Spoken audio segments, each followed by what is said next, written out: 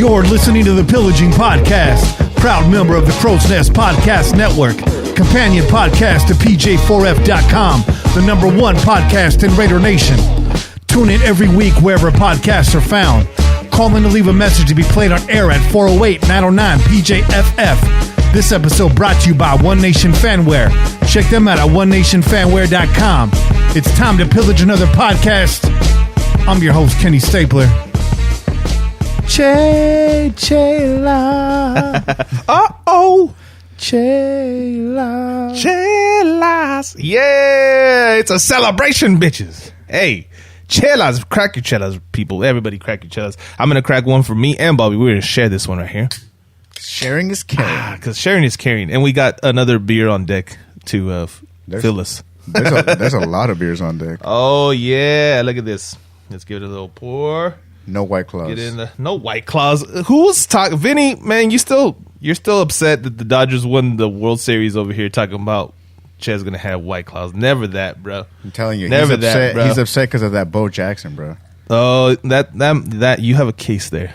Yeah, he wanted, and that's understandable, Vinny. See, because he wanted to be kind of both of yours too, Yeah, that's why he wanted it. He wanted to keep it at his house though. He wanted to keep it at his house. Sorry, man. Danny got that now. Danny's got that. Danny got that bad man. Bo Jackson hanging on his wall. I hope he has it hanging on his wall. Danny, you need to send us a picture of where you got that posted. But look at today's chela, man. We got this Hollow Moon. Okay, this is a cool little can right here from Hen House. None other than Hen House. Of course, Hen House Brewing Co. Why? Because if you find one, you got to buy it. And that's exactly what I did. This bad boy it's an India Pale Ale with Mosaic and Sriracha Ace hops. So we're going to see what that's all about, man. I've never had Sriracha Ace hops. Cheers, my friend. Salud.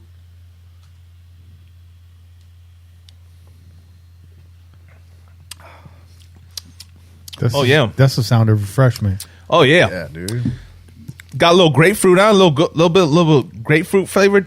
Would you say, Bobby? Yeah, you can it tastes like a grapefruit peel. A little bit of a haziness, a hazy, unfiltered flavor to it, man. Most of these beers are starting to come like this, right? Even the ones that ain't calling themselves hazies, they're pretty much hazies, man. They got that flavor, that unfiltered look and flavor to them. This is delicious, man. Like I said, Hen House has not let us down once.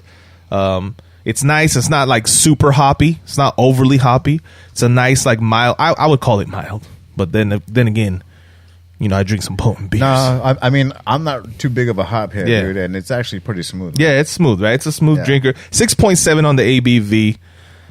Like I said before, man, Hen House, go get you some. And Hen House, we still got sponsorship openings for the Chela segment, man. Pillaging. Hit us up. Shout out to Raider Rich. He says, what's fun, fellas? Hey, you know what's fun? A victory. Oh, yes. A victory. That's what's fun. And that's what we're here to talk about tonight, guys. We're going to go in hard on this Raiders victory. Solid, dominant victory. Despite what the scorecard said, there was never, ever a chance for Cleveland in this game. Hey. And I got to say, if you listen to Thursday's show, the keys to the game, let me brush some dust off my shoulder. I was spot on. There you go. Except I predicted a loss, except for that part. Yeah. That's but all right. Me and Bobby got your back. Right, Bobby? You didn't change yours, right? You had a win. No, I think I had a loss too. You had a loss too? Yeah. I changed mine, right? Yeah, you did. Yeah, you were smart. Yeah. Sometimes. Well, it's because Kenny and I don't ask me about my SATs, but hey. Well, it's because Kenny and I were still on that PSTD from New York last year, right? Right. Cold weather games, man. You guys weren't wrong. The cold definitely dictated how this game was played, but it was in the form of a victory, bro. It was. Hell yeah. And we'll get into the what, where, how, and why. But first, follow us on Twitter at PillagingPod, and then on Instagram, follow the whole crew at CNPodNet, Bobby Wasabi 4080. Myself, Kenny Stapler, Che _PJ4F, and of course, Kane MT If you want to donate to the show, it's paypal.me/PJ4F. Or if you happen to be on the YouTube chat right now, hit that little cash icon. And bam, speaking of YouTube, smash that thumbs up. I want to shout out to everybody that was already liking the live stream before it even went live. So make sure you like, subscribe, hit that bell. You already know what it is. OneNationFanwear.com all season long. PJ4F at checkout. Get free shipping. And I want you guys to know, all of our international listeners, you're not going to pay a premium for shipping on OneNationFanwear.com. Nope. They do have a print shop and distributor located right in the heart of Europe. Hey. So not only is it going to be regular price, but it's going to get you just as fast as everybody else here in the States. That, man. So another great reason to shop OneNationFanwear.com. Just win, Johnny, bro. Hell yeah. Shout out. win. Just win. Shout out to everyone in the chat right now. Again, more new names.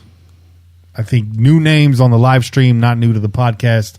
So we want to welcome all those folks in. So what's up to Jen? I see Jen in there right now. I know he's loving this. Also, tonight's show, we're going to go through some quick hits. We're going to go through our post-game breakdown.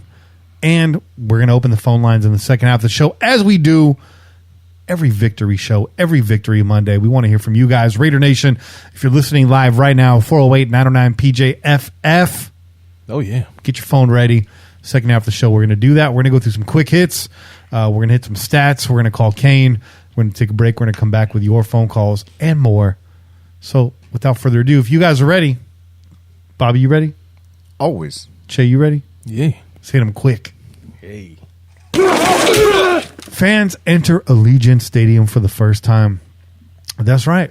Over the summer, the Raiders made the call not to allow fans into the newly built stadium. However, UNLV football, who's also playing at Allegiant Stadium, decided to safely bring some fans into the stand on a pre-approved plan approved by the Southern Nevada Health District.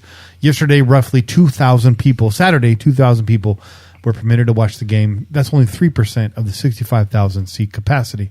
So, hey, congratulations. Congratulations to you UNLV fans.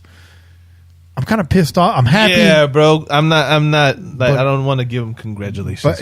But you know what though? In like in full fairness, we were at least the first ones to break in that stadium, because technically it should have been UNLV, because you know how they play on Saturdays and whatnot. Right. So it technically would have been. Well, them. in terms of the actual field, UNLV doesn't play on the turf that the Raiders play on. No, well, I was just saying just the whole no, I get it. No, I get what yeah, you're saying. so, Yeah. I get what you're saying. That's the one thing, but it'd definitely be a hell of a lot better for us to get it's just sad that UNLV fans get in there before Raider Nation. And I'm not saying there's no crossover. I do want to know, if you're listening right now and you're a Raider fan that bought tickets just to get inside that stadium, just to be inside of it, give us a call. Let us know, how you felt about it. What was it like on the inside?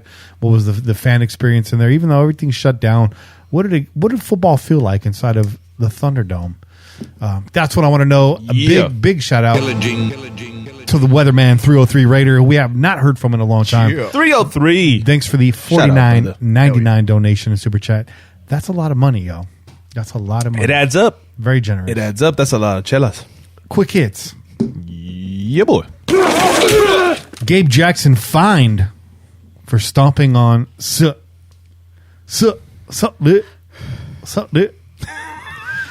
Jackson fined just $12,500. I didn't see it on film. I'm still waiting to see this evidence. Bro. Yeah, where's the evidence of this happening? Bro? I watched it on the All 22, which is shot from like 500 feet above. But apparently, there's some pushing and shoving between Denzel and Suh, and it looked as if Jackson got upset, came over, and retaliated by stepping on Suh's shoulder. You know what? Someone needs to step on Suh's shoulder. Okay. And I think NFL sent that message by only fining our dude $12,000. Yeah, man. Which is the amount of fruit by the foot that Trent Brown eats on a weekly basis. Hey, man. Hey. Let's take it easy on Trent, man. Okay. With the news. Let's take it easy on Trent. You know what? I was ready to go in on Trent again this week. But because of the circumstance, Trent, we're going to take it easy on you today, man. We'll hit him with that, because the people need to know. So let's hit him. Well, look. Push the button. Push the button. Hit him with the quick hit. Trent Brown sidelined with illness not related to COVID-19 today. On a serious note, Las Vegas Raiders offensive lineman Trent Brown was hospitalized prior to Sunday's game against the Cleveland Browns, and will remain there overnight for further tests. Yeah. It was reported by the NFL Network that there was a mishap with his pregame IV that caused air to enter his bloodstream. Shit. And required immediate medical attention. Brown, who also tested positive for COVID-19 less than 2 weeks ago, practiced on Friday and was expected to play Sunday. This is like the third event to sideline Trent Brown, having a rough go of it this season. We've been on his case the last few weeks. This is something was not his fault. Something very serious, something that could have actually killed him. Yeah. So Trent Brown, hope you're doing okay. Hope this gets sorted out. And whoever was responsible for that, man, I don't know, man. Come on, dude. Something's going on, man. Because you're fired, bro. Because remember, like it already happened to Tyrod Taylor, dude. Remember, he ended up getting his lung pierced or whatever when they were like injecting him with some shit, and now all of a sudden, Trent Brown, you start getting air inside, your like IV, inside bro. the IV, dude. That could literally have killed him, bro. Yeah. It's not funny, bro. Yep. That's not funny. Yep. Yeah, you know what? When that broke, and that was after the game, right? Like they didn't really. It was hush hush up until the game ended, and that came out. And then I saw, I guess they had asked Derek Carr about it. He said, "Man, we were all really concerned about him." All of a sudden, from one minute to the next, he's like on a cart being rolled out of the locker room, and everyone's kind of like, "What's going on?" So, hey, man, like I said, when I heard that, because early in the game we were like, "Where the hell's Trent Brown?" Right? Raider fans, we like to get on people. We were already starting, but we gotta pull back today because that's not a joking manner, and we just want to make sure that you get well, man. Get well, get back on the field. Hey, we need you. We talk a lot of shit on the show, but that's just as a group of friends. That's who we are, man. We shit talkers, bro. We bust balls, man. Yeah. But when it comes down to it, people are people, man. So this is not something that he could have controlled, and I'd hate to be the dude responsible for this when Trent Brown walks back in that locker room.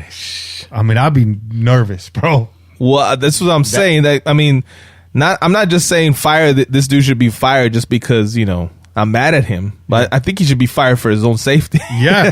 Get him out of the locker room, bro. Get him out. Get him out of there. Shout out to Damage Incorporated. Hey, Damage. For the $4.99 donation in Super Chat. $4.99. What is that? Is that euros? Pounds? Is that pounds? Pounds, I believe. Pound it. Let's give you a quick injury update. I don't have much. Nothing you don't already know. Mo Hurst was left the field limping today. I don't have an update on that. I don't know if it was ankle or if calf related. You guys saw it. You guys saw it happen. I'm sure we'll get a solid update tomorrow morning on that. If not Tuesday after MRIs, hopefully not necessary. And then Sam Young left limping the field as well. Young's he's been getting beat up, bro. Yeah, bro. One thing I will say, Brandon Porker comes in the game. Brandon did not fail today. Hey, hold on. Nope. Hold on.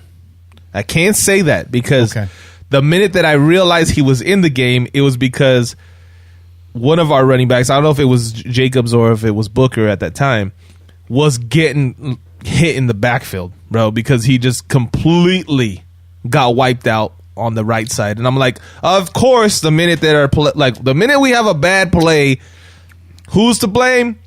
Brandon Porker. He made up for it because we didn't hear too much from him. No flags as the game continued, right? But still, bro, come on. If you're gonna be on the field, you need to play. You need to play, man. You need to do your damn job. You goddamn. I honestly believe that he was that weird character last week in the chat because he must have been listening in, dude. He was Brandon Parker. I said his name right. Brandon Parker. Actually was trying out there, man, and he was like, you know what? I'm gonna get roasted. I'm gonna get tied up and have that dump truck backed up on me. So I'm just gonna go ahead and just keep my head down and just do my damn job. Yeah. So, that's all we ask for. Yeah. You're a backup. Don't fuck up. Yeah. Yeah, and Kane's in the chat right now saying Young was getting handled all game prior to that. He absolutely was. I think he came into that game nicked up, to be honest. He was injured after last. He was injured last week. You know who Young reminds me of? He reminds me of Colton Miller his first year, where Colton Miller was actually a small dude. Yeah. And he was doing his thing out there. Underweight, not undersized, because he's a tall dude. No, he's a tall dude. Yeah, but he's just undersized because he kind of reminds me of like almost even a tight end, dude. Just because of his body shape, just the way he looks, man. And it's like, dude, he's you pretty gotta put slim. you got to put on some pounds, man. I'm like, go hang out with Trent Brown and eat what he's eating, bro. You know what I'm saying? Get that refrigerator size, bro. That's all I ask. Straight out, bro. You gotta have to put him on a sumo wrestler diet, bro. Dapper Dan in the chat wants to know what's up with Edwards' return. Brian Edwards, who's been sidelined with this ankle foot injury for a while now. I don't have anything solid on that, Dan. I wish I did, but if we're gonna, kind of look at past foot injuries, ankle injuries we've seen on this team or in the NFL in general, it's one of those things. They could clear up in a matter of weeks, or they could linger on. Being at his position and his size, the fact that he's been out this long, and I won't say that we need him, but goddamn, would he be a big impact if he came into that roster right now? So the fact that he's being held out tells me this is a very lingering injury. I don't expect to see Edwards anytime soon, but that's just me. That's my gut feeling. He could walk out next week and we'd all be shocked. But because this foot injury keeps lingering on, I don't think it's something that's going to clear up overnight. So hopefully they're just keeping him out until he's 100%, because that's the one thing about these ankle injuries. You get on a field at 80%, you can finish the game at 60%, and you're right back in that same place again. Anyone that's ever played any type of sport with an ankle injury knows exactly what I'm talking about. Right. One thing I would add to that, and I apologize because I don't think we meant to get to it on Thursday, but we never got around to it. I think we were just moving. We got on some other stuff, and we just kind of went right by it. But the people that were closest to coming back, right, I think were Edwards and Trent Brown. Yeah, he practiced this week. Yeah. So hopefully he's not that far out. Mm-hmm. Hopefully he's not that far out. But of the people that have been out, Edwards was one of those guys that was on the cusp. Right. He's on the cusp. So get well, bro. Get healthy. And luckily we're in a position getting, contributions from Aguilar, Renfro, solid as ever, Waller, solid as ever. Right. And Ruggs doing the damn thing that they're not going to rush that. So Edwards likely was in there practicing this week, a little bit of a tester, probably a little tender, and coach said, you know what? It's not worth it. Not going to put you out there in that cold weather. Especially in that sloppy field, bro. That field was sloppy. And right? The game plan installed going into it, not pass heavy, obviously. So one more week to rest Edwards. Hey, show out against the Chargers. Wouldn't that be a lovely thing? Hey, that would be dope. That would be a lovely thing. Dope. Speaking of which, what do the Chargers do today? Charger things. That's what they did today, losing to the Broncos. Chargers going to do what Chargers do. That's it. Shout out to Cholo Raider 187. Cholo. Órale, carnal. Órale. Salud. Salud, bro. He said, let's hire that Lake Erie Wind as our new defensive coordinator. Hey, big facts, bro. Big fact. That's a good comment. Shout out to Cholo Raider. I haven't seen you in the chat before. Please, more comments like that. Hey. Thanks for the $10 donation the super chat. You know who else I seen in the chat too was this guy named Gilberto Castro, bro. Shout out, bro. I know that guy. I heard he's a pretty good mechanic, and Moki Cerna too, bro. There you go. Hey, shout out. I haven't seen you in a minute, bro. Hey, shout. Speaking of facts, it's that time. Oh, it's that time. I got some facts I'm going to rattle off for you today. Derek Carr now 2-10 when the weather is 45 or below at kickoff. Hey, I'm not going to put this win on Derek Carr, but I will say Derek Carr made very little mistakes today. Aside from, we're going to cover him looking a little lost in the pocket today. One thing I did like about that, though, eyes downfield the whole time. Yeah, he was looking to make plays, bro. He was looking to make plays, and more often than not, he escaped and made some yards with his feet. So as far as his own battle, he won that battle, right? More often than not, he comes out ahead on there. And a little modest stat line from Carr, but the type of stat line that you want to see. But gritty. In this type of weather. Gritty. It was a gritty performance from Carr, man. Yeah. The one thing I would say is this, Carr. Stop taking so many goddamn hits, bro. Okay? We cannot afford to have you be injured, bro. Okay? So we appreciate the grittiness. That tough, you toughen it out, man. You're getting them hard-earned yards, but some of those plays, I was like, Carr, you don't have to try to run over. You don't have to prove to us how tough you are by trying to run over people. Right? You don't have to do that, dog. I know we talked a lot of shit, but bro, we don't want you to get hurt, dog. Okay? But in shit weather, 15 to 24, 112 yards, one touchdown, no turnovers. Key key stat right there, no turnovers. The Browns, opportunistic defense. They like to take the ball away, and we did well. We protected the ball all game. 88 yards rushing in the first half. They flew that stat up on the screen. I said, this game is over. We're winning the game right now on the ground. It's over. Won the first half time of possession by 7 minutes. It was over. Josh Jacobs finishes the game, 138 yards on 31 carries. Damn. I was listening to a podcast this week, and some guy was talking about you got to give Jacob the ball 30 times. It doesn't matter what his yards per carry is going to be. And that guy was right, man. That guy's right a lot. I don't know. I wish I could remember what show that was. But actually, ends the day, 4.1 yards per carry. Beasting. He definitely was falling forward a lot. And he was having a good time, bro. And you know what? Let me say this, because the announcers were making some comments about his play in comparison to last season and all this kind of stuff. And I'm like, don't act brand new, motherfuckers. Like, look at the offensive line. Do you see Incognito out there? Do you see Trent Brown out there? Nope. No. Okay, Nope. Stop it, bro. Okay, there's a lot that has to do with it when you have your entire starting front five, okay, in front of you, trucking motherfuckers. Then yeah, you're gonna have a pretty good season, bro. Blasting. Okay, you're gonna be blasting through holes. Yeah, you're gonna be hit, but you're probably gonna break a lot of those hits because all that man boob is getting on those big dudes, Bro.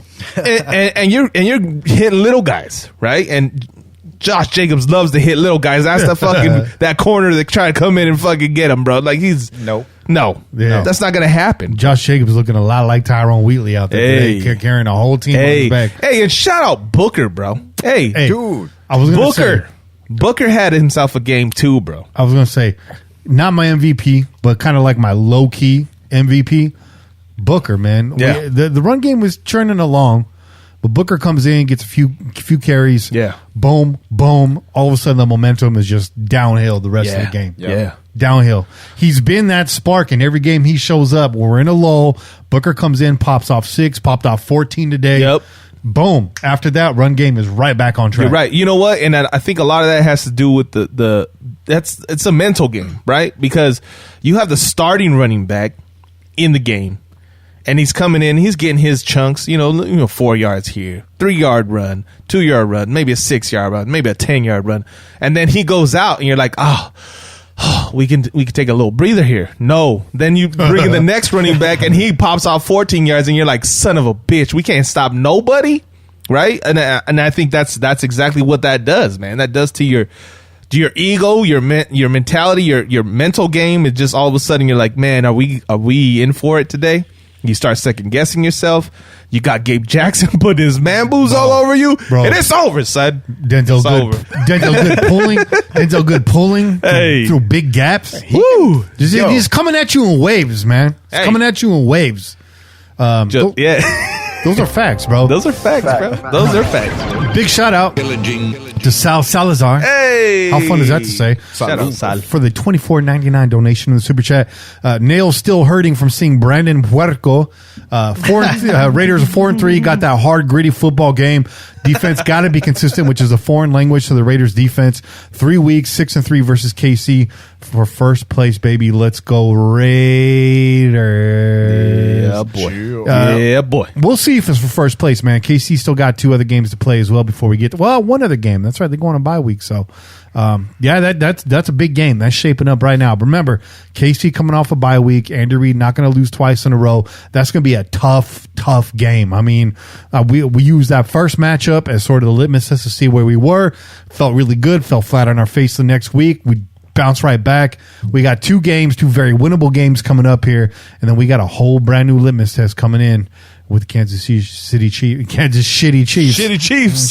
Part 2. Why fight it? Just roll with the Kansas. It's Kansas Shitty Chiefs, bro. My mom was trying to tell me something. I got to listen. Have Gent go out there and actually write that on the field, bro. On the flip side, as you noted, defense this week held Kareem Hunt to 66 yards. See, I can't even fucking talk right now. That's because you're excited, bro. It's exciting. Bro, Dude, excited. 17 cups of coffee before this show. You don't have to talk, man, when the W is in the house like that, bro. Hey, you know what? You're lucky that you guys ain't hearing Kenny's teeth just clattering, right? Jarvis Landry held to 52 yards receiving. The Raiders on offense, on top, 24 first downs. That's right. Is that illegal? Is that legal? Hell yeah, it's legal. Are we allowed to do that? Beat them down, bro. It's legal. Like only on the Beatdowns Western are states, allowed. bro. You know, I was listening to that same podcast on Thursday night, and there was a guy on that show. He was also saying one of the keys to the game was win the battle on third down defense. Hey. Because in the Browns' only real loss, we're going to throw week one out. The Browns' only real loss this year against Pittsburgh Steelers, they were like 3 of 12 on third down. You did say that. You did say that. What were they? What were they? 3 and 10 on third down today. Yeah. 3 and 10 on third down. Yeah, how about that? How about that? That guy is good. Hey. I wish I could remember that podcast. You should listen to it. Hey, you should listen to that podcast on Thursdays. I know those For guys. sure. 208 total yards on the ground for the Raiders. Bro. 208 yards. Killing Ground. them, bro. Won the time of possession. Killing them. 15 minutes. They won the... And that's an entire quarter of football. Yeah. Yeah.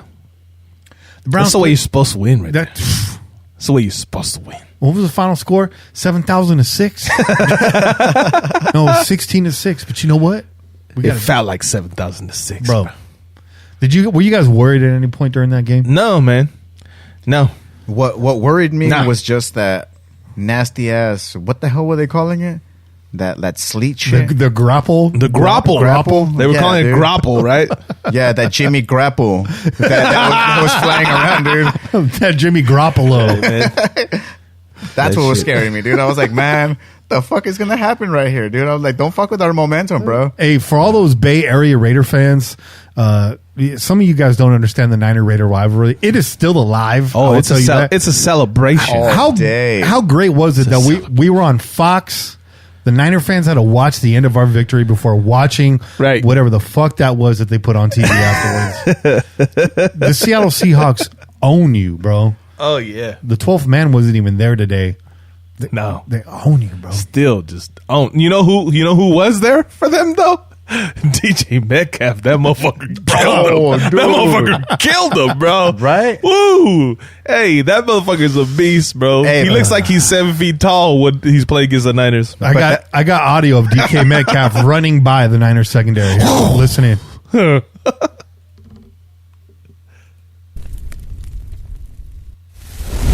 That was him just heating up right there. My bad. Yeah, so those are your silver and black facts. Hey. Facts. Lizette Romero in the chat said, that's why we listen, Kenny. I think referring to that guy on that podcast. Yeah. That was right about everything, except for the win, obviously. But you have to understand that I have to predict a loss so that we can win because we are very superstitious. Yeah, we are very superstitious. That's like I said. Kenny has to keep talking shit about, Daniel Carlson. Yeah, Carl. Yeah. Carl. There's a reason why Kenny wears the same socks every because week. That's the way he makes them. You just just saying. got to keep talking shit about him, bro. Honestly, I don't wear socks when I'm watching the game. I don't even wear underwear. I wear basketball shorts, and that's about it, bro. Just swinging, bro. Yeah. That Balls Johnson dance. That's that Northern California look, bro. Like Craig's dad said, bro. I mean,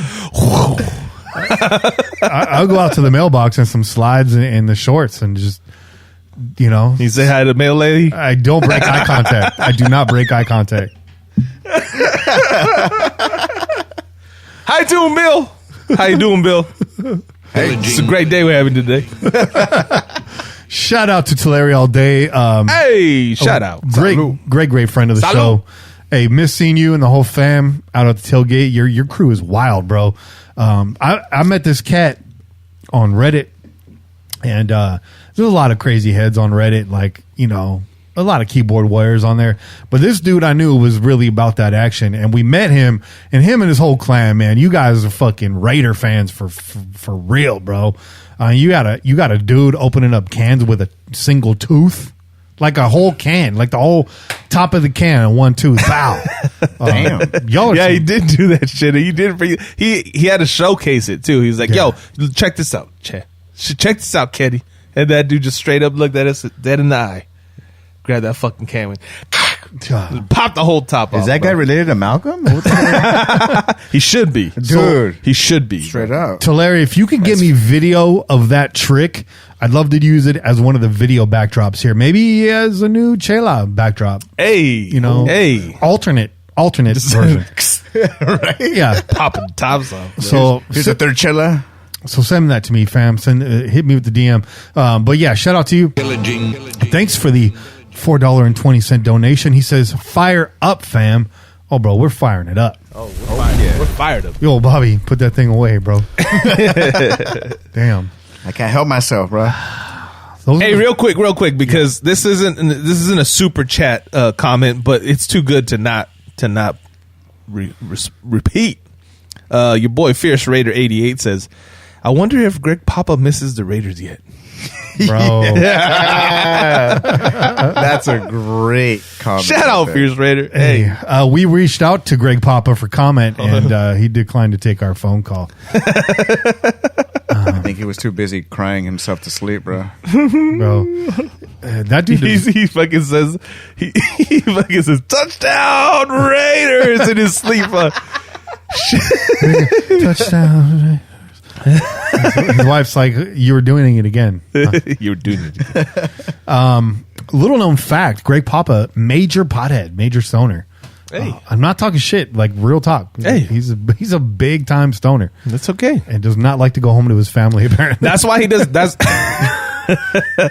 why he does Warriors games, A's games. Shit, I think he's still doing Raiders games in his closet. Like, oh man, he's still practicing. He's standing outside of the Coliseum right now, dude. He's sitting in the booth right now at the Coliseum. He's trying to interview people right now. Hey, he's trying to interview the players walking out. Papa was a Rolling Stone, brother. Hey, wherever he laid his hat, his home. And when he died. You know what that music means. Kane's Corner's up next. That's right. We'll catch you guys on the other side. Stay tuned. A short break. Peace.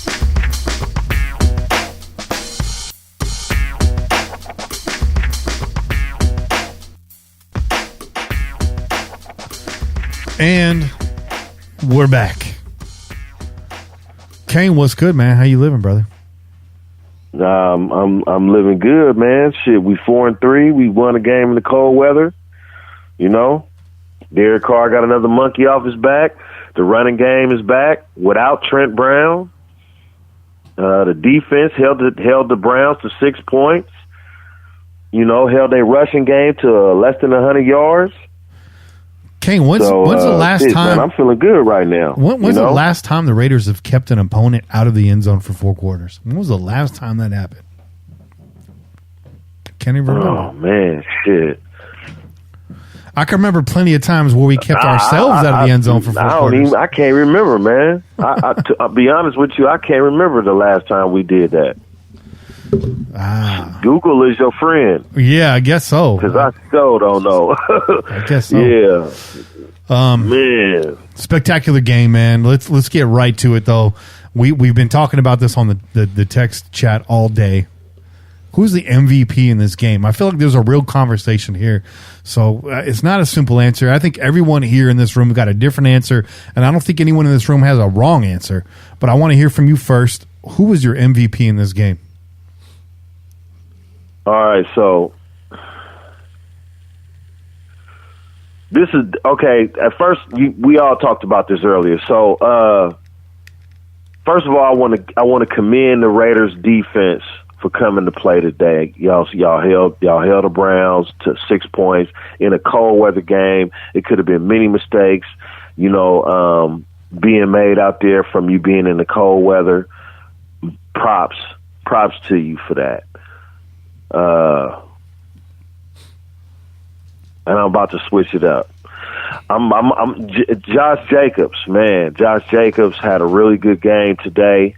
The offensive line, the offensive line's been in question, basically all year, due to all the different injuries and all the different missing parts, moving in, moving out, interchanging here and there. And, we pulled it together today in a cold weather game, and they protected Derek Carr, although he got sacked twice. You know what I'm saying? We pulled it together, and we got the running game back going. So, with that being said, I'm going to have to – I know what I said earlier, but I'm going to say right now that the MVP of the game is Josh Jacobs. Josh Jacobs' first 100-yard game of the season, 4.1 yards per carry. Absolutely just dominated the Cleveland Browns today. Absolutely dominated the Cleveland Browns. Yeah. And you know what he did? He ran them out the game. Yeah, he did. He ran them out the game when we needed to. He ran. I mean, I saw photos of Baker Mayfield just standing on the sideline looking like, damn, we ain't got a chance. This dude is just they running the ball on us better than we're running the ball. We have a good running back. We have a pretty good, decent offensive line. We're not running the ball like that. We and you was right. That guy on that podcast on Thursday, man, he had his shit on Trump tight. Hey, you know what I'm saying? Everything that dude said, I heard him. You know what I'm saying? He was right. You know what I'm saying? Time of possession. He also mentioned that. You know what I'm saying? Time of possession. Win the time of possession. We kept the defense off the field. Fresh. While they was able to hold the Browns to only 6 points. So the answer, I know I made that. I probably lengthened that out. Josh Jacobs, MVP, bro. That's my MVP. You know what was my favorite? What I'm saying? My favorite stat on this game: 15 rushing first downs. 15 out of our 24 first downs came on the ground. Josh Jacobs kept the ball out of two guys' hands today, Baker Mayfield and Derek Carr. And that's not a knock on Derek Carr. I've been very supportive of Carr this year. It just goes. I'm talking about the fact that in a cold weather game like this, you don't want to go to the air. I don't care who your quarterback is. I don't care if it's Brett Favre. I don't care if it's Peyton Manning. I don't care if it's Randall Cunningham. I don't care if it's Derek Carr. You don't want to put the ball in the air at all. Not with the winds like that.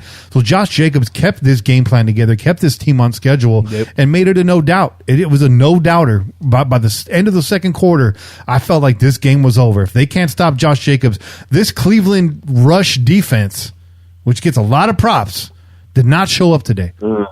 Did not show up today. And about keeping our defense off the field, and our defense has a lot of problems. We're not versatile. We can't really shift the game plan from week to week like we should be able to. There's a lot of youth and a lot of key areas there. So the defense deserves the knocks it gets. But how many times in the last 5 years, no matter the personnel, have we seen the defense go out, have like 4 or 5 pretty good showings in the first half, and then just get their ass wore out. Yep. And then the levee breaks by the third quarter, and it's a blowout going into the fourth. And then you want to shit all over the defense when the offense is going 3 and out, 3 and out, 3 and out. So a very balanced affair today with Josh Jacobs at the helm, just leading this team forward. Absolutely. What are some honorable mentions, Bobby, Che? Other MVP runner-up? Because there's a lot. I mean, for me, it's your boy Abram, bro. Bro, that his impact on the field was felt the very first fucking series that they were out there, bro. Just flying around the field, bro. Just letting you know I'm going to be here all game long. I'm going to hit you. That podcast I was listening to on Thursday, that guy was also saying that this Raiders defense is night and day when Abram is on the field versus off the field. He was saying something about it's a pretty fucking good podcast. The Raiders blitz a lot more when Abram is on the field. A lot of people were asking, where's the blitz on that show? And he was like, well, when Abram's on the field, we blitz more. And I saw that today. The guy was, again, he's spot on. Spot on, man. The whole crew is pretty dope, to be honest. No, man, but back to it. MVP, for sure. For me, Jonathan Abram, bro.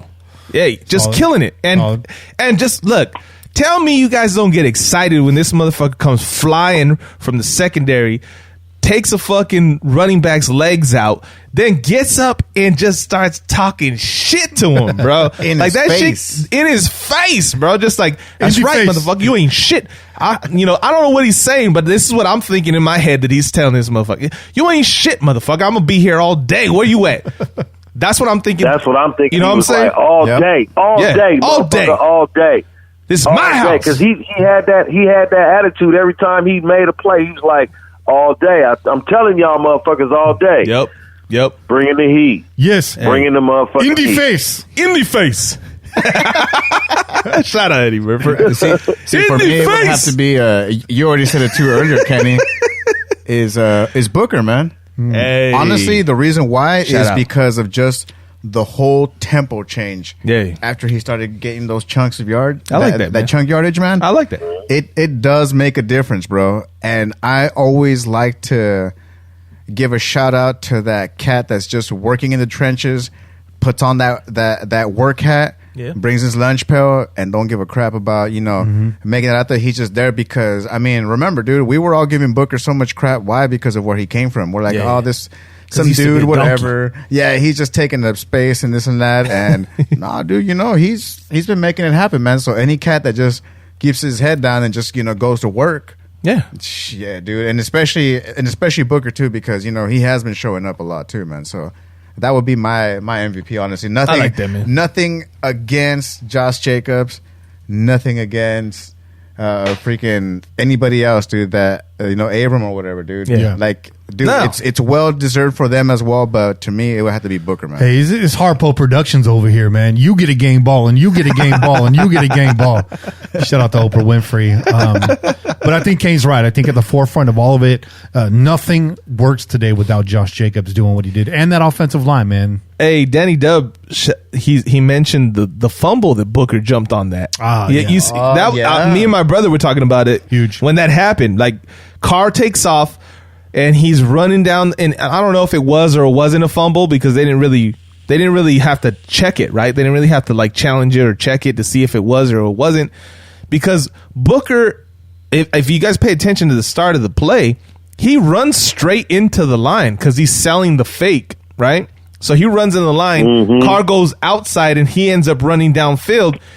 And Booker does not stop playing. He continues to run downfield to keep alongside with his quarterback. And then when he sees the ball, flies in, recovers it. There's no need to challenge. You save us a challenge right there. Yep. He saved us a challenge He right did. there because he was Good on point. it. He was paying attention and jumps on that fucking ball. We got point. that ball right there. It doesn't matter what you guys called, if it was right or wrong. Good point. And the refs ain't gonna ever give us a shit. Man, So Booker's just a ball of energy. Kane, I got a question for you. I don't know if it's so much of a question, but it's a comment. I want your opinion on it. Guy that's been flying under the radar lately the last couple of weeks, Nick Kwiatkowski, just doing big work, flying all over the field, playing physical Raider football. What are your impressions of Kwiatkowski this season? Well, I for one, I sure know that the defense plays better with him healthy and on the field than him not on the field. That's one thing I noticed. I think we're still a work in progress, and you really can't judge. I mean, for all the linebackers, you could say he's probably the one. For the whole defense, him and Abram are the ones that stand out the most. Put it like that. You know what I'm saying? I'm a little disappointed in Mullen this year. Mullen is not. I mean, he's been missing out on some plays. He's getting. He's holding it down, but he gives up some plays. You know what I'm saying, on the defense. So my is if you want to look at the defense as a whole, because the defense is shitty, and we came to play on a couple of games so far this year. Out of 6 games or 7, we've come to play in 2, maybe 3.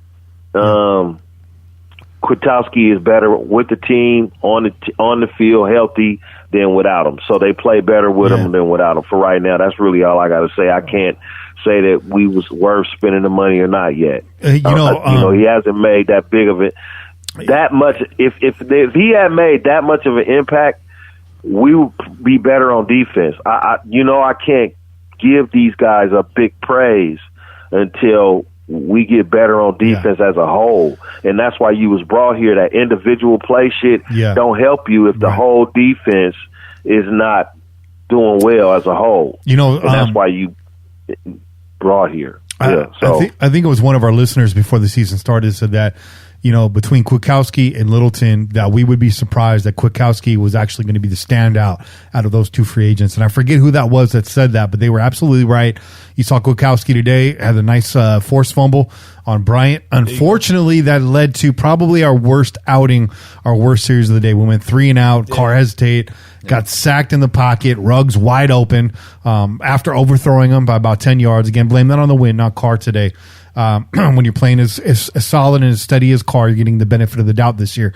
But possibly our worst series, definitely our worst series. But that doesn't take it away from the play that Kwiatkowski made. So I've been really impressed by Nick the last few weeks. I think he's all over the place. If Corey Littleton could match the level of play that Nick is bringing to the table right now, we would have just a linebacking crew that was a force to be reckoned with. Corey Littleton, step your game up, bro. You're not playing horrible, but you're getting paid money to make plays out there. I haven't seen you make any big plays. Right. A couple here and there. Do better. Do better. Yeah, that's it. It's just, it's hard to give individual. Well, you can say these guys play well individually, but it's really hard to do that. I mean, I would like to see the defense as a whole play better. There's a whole lot of things, and when you're brought to a team to change the complexity of what the defense is doing at your position on the field, you know what I'm saying? And then you still having situations where it's not working out, missing tackles, this, that, blah, blah, blah. Not that particular person, but I'm just saying as a whole, you was brought here, say like Michael Jordan. If somebody said, okay, Michael Jordan is a free agent, I'm going to give you a better example. Kevin Durant coming to the Warriors. It's like, okay, you got a team right now, but you need this person to help you get over the hump. Okay, so we got the defense, we got the small players, we got the young guys. We need to bring in Quick, we need to bring in Littleton to get this team to play at a better level. It hasn't happened. So while we can say this person is playing good and that person is playing good, you haven't made the defense as a whole better. You follow me with that? I do follow, especially at the linebacker position. I do follow you. I definitely follow you there. And I want to call out one guy this week that probably comeback player of the week for this Raiders defense was LaMarcus Joyner. Had his best game of the season, probably the best game in the last 2 seasons. Dude, that hit. Dude. Yeah. Another guy that was brought here to make the defense better. Yeah, played well today. Need more of that. Yeah, Bobby, the hit, right? He jars out the ball. Was that that was in the end zone? Yeah, it was in the end zone, dude. Yeah. And you know what? I'm gonna go ahead and give Nevin Lawson. He actually got his hand in between the hands and knocked the ball loose prior to the hit. But hey, it was bang bang play. Yeah, Joyner was there, and he made sure that Landry remembered. So he remembered that play. Oh yeah, he's remembering that play right now. Yeah. So he's in the ice tub tonight. He's rubbing that Vaporub right now. Be careful where you rub it. 10-year-old me is calling in right now to tell you to be careful where you put that stuff. Thought it was a good idea, bro. That was gonna be next level, bro. Yo, it's gonna warm me up down there. That shit blew up like an inch or two, bro. That shit swole up like an old garden hose, bro. Yeah, I was worried, bro. Your boy was kind of worried.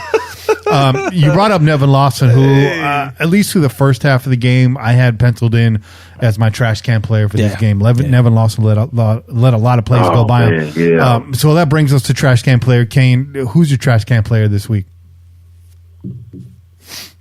Oh, wow. You spit that on me. I just got a brain fart. Oh, shit. Trash can player of the week.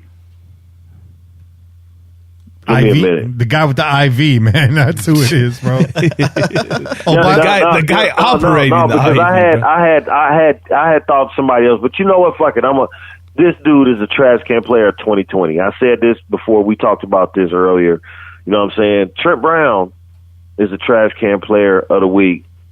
And that's what I had said earlier. Why though, Kane? I mean, he had an embolism today. Man, he could have died. But he had something that happened to him.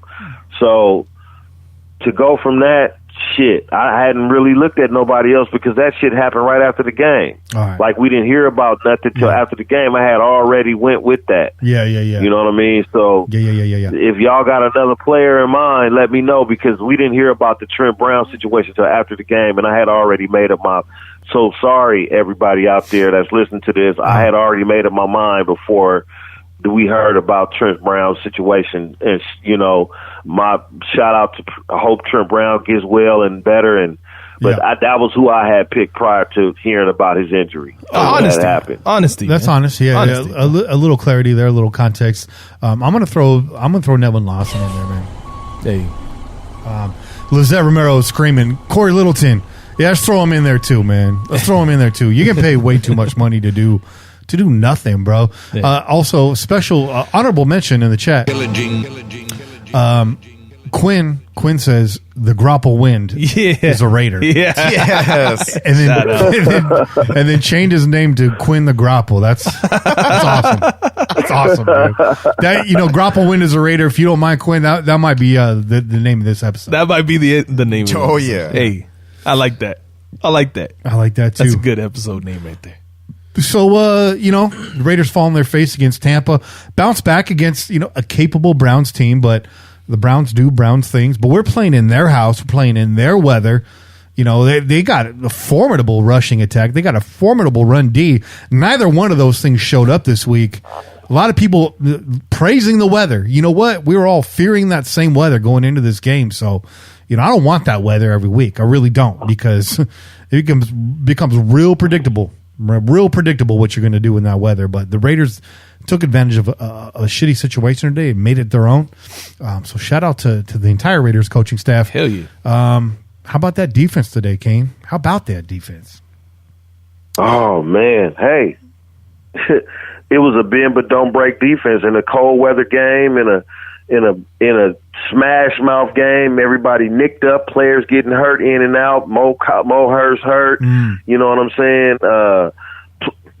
People on the offensive line for Myles Garrett. I mean, this was a game that for like the 80s. You know what I'm saying? Like back in the 80s where it's just defense. It's cold weather, it's like hard hitting. Yeah. You know what I'm saying? It's the best. It's in the trenches. Yeah. The best team win that can run the ball and not make mistakes. Yeah. You know what I'm saying? And made a best defense that can bend but don't break, because you can make mistakes in a game like this. And the Raiders was the better defense today. Even though they're not the better defense ranked, they was the better defense today. And they were helped by the run game. They was helped by the time of possession from the offense. So they was helped that they weren't having to play so much on the field, which kept them fresh and kept them able to stay alert and keep making plays. You know what I'm saying? I'm not finna just jump on the thing and say, oh, the defense finally came together, this, that. No. Weather dictated this. Yeah. The run game, the time of possession, there's a lot of reasons why.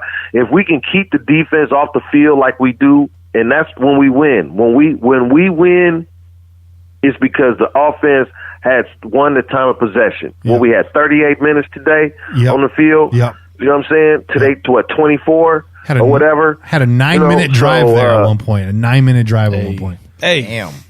And I agree with you, man. I think the defense is going to get a lot of praise, but the Browns shot themselves in the foot several times today. I mean, we got a few breaks in this game, courtesy of the Cleveland Browns, especially with penalties, drop balls. Just the cold got to them today. They got in their head. Josh Jacobs got in their head. I want to wind this back really quick, though, because I feel like we had answers for the trash can player. I don't feel like it's satisfied, but I think I got one. I think I got it. Trash can player of the week is the NFL officiating crew, because that was a fucking touchdown, bro. That's an obvious one. There you go.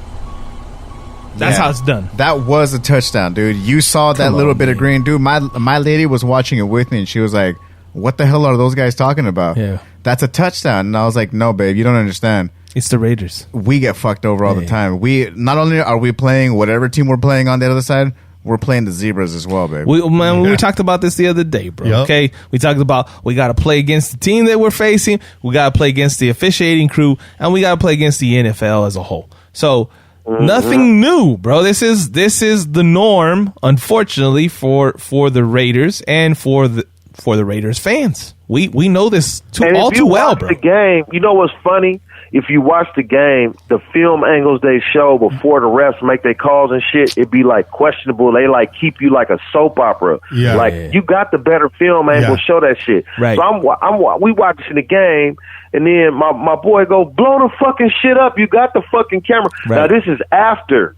They wouldn't blow it up, but then after they made the call, they blew the shit up, and we was like, God damn it, I see a slit of green, like, and y'all had already made the call, like, you son of bitches, like, quit fucking with us on the TV screen, too. Man. And it's the same thing with the Jarvis Landry catch. Yeah. You know what I'm saying? They was showing all these different angles, you know what I'm saying? Yeah. And then after they made the call, it was like, oh, damn, look, they show the right angle right now. The ball touched the ground. Yeah. Hey, you know what I'm saying? And the same thing with the fucking, I'm not trying to, yeah, well, go ahead. The Renfro catch was the same. They did the same shit with Renfro, too. It's like, quit playing soap opera games with the people at home watching TV, man. Hey, it was the angle from the start. Let me what I'm saying? Let me say this, because the other thing that pisses me off, and this happens a lot during Raider games, is when there is a questionable call or there is some kind of a challenge or something like that, they'll also just cut to commercial, bro. Right? They'll also just cut to commercial, and then they won't come back and show you the replay. They'll just be like, oh, the refs just decided that it was the other team's ball, or the refs decided that it wasn't a catch. Yeah. And they won't show you the replay anymore. I'm like, this is some fucking bullshit, bro. This is constant, NFL. This is constant. You guys constantly do this to us, man. Mm-hmm. And this isn't just people, like, we're not making this shit up, bro. It's gone on for years. No. It's for years. We'll get an apology during the week. We'll get an apology for the Ruggs touchdown during the week. Yeah. And they also gave us an apology for the fucking Tuck Rule game. They gave us apologies for other shit, too. You know what I'm saying? It's all after the fact. It's bullshit. Yeah. Shout out to Danny Dove for the $4.99 donation and super chat. He says, quote, this is a quote from the broadcast team, slice of green. That was a touchdown, 100% facts. One thing I got to say, too, anytime we get fucked by the refs, the broadcast team, they don't even call it out. They're just like, yeah, there's a slice of green there. It was possibly a bad call. And then they're right back to the game. Yeah. I don't know. I thought it was. I thought it could have been. I thought it was a touchdown. Well, I guess, they saw it differently. Anyways, back to the... yeah, right? Come on, man. Even the zebra that they have there, the one that they talked to in New York and everything, he was like, oh, yeah, you could definitely see a slice of green. And it's like, bro...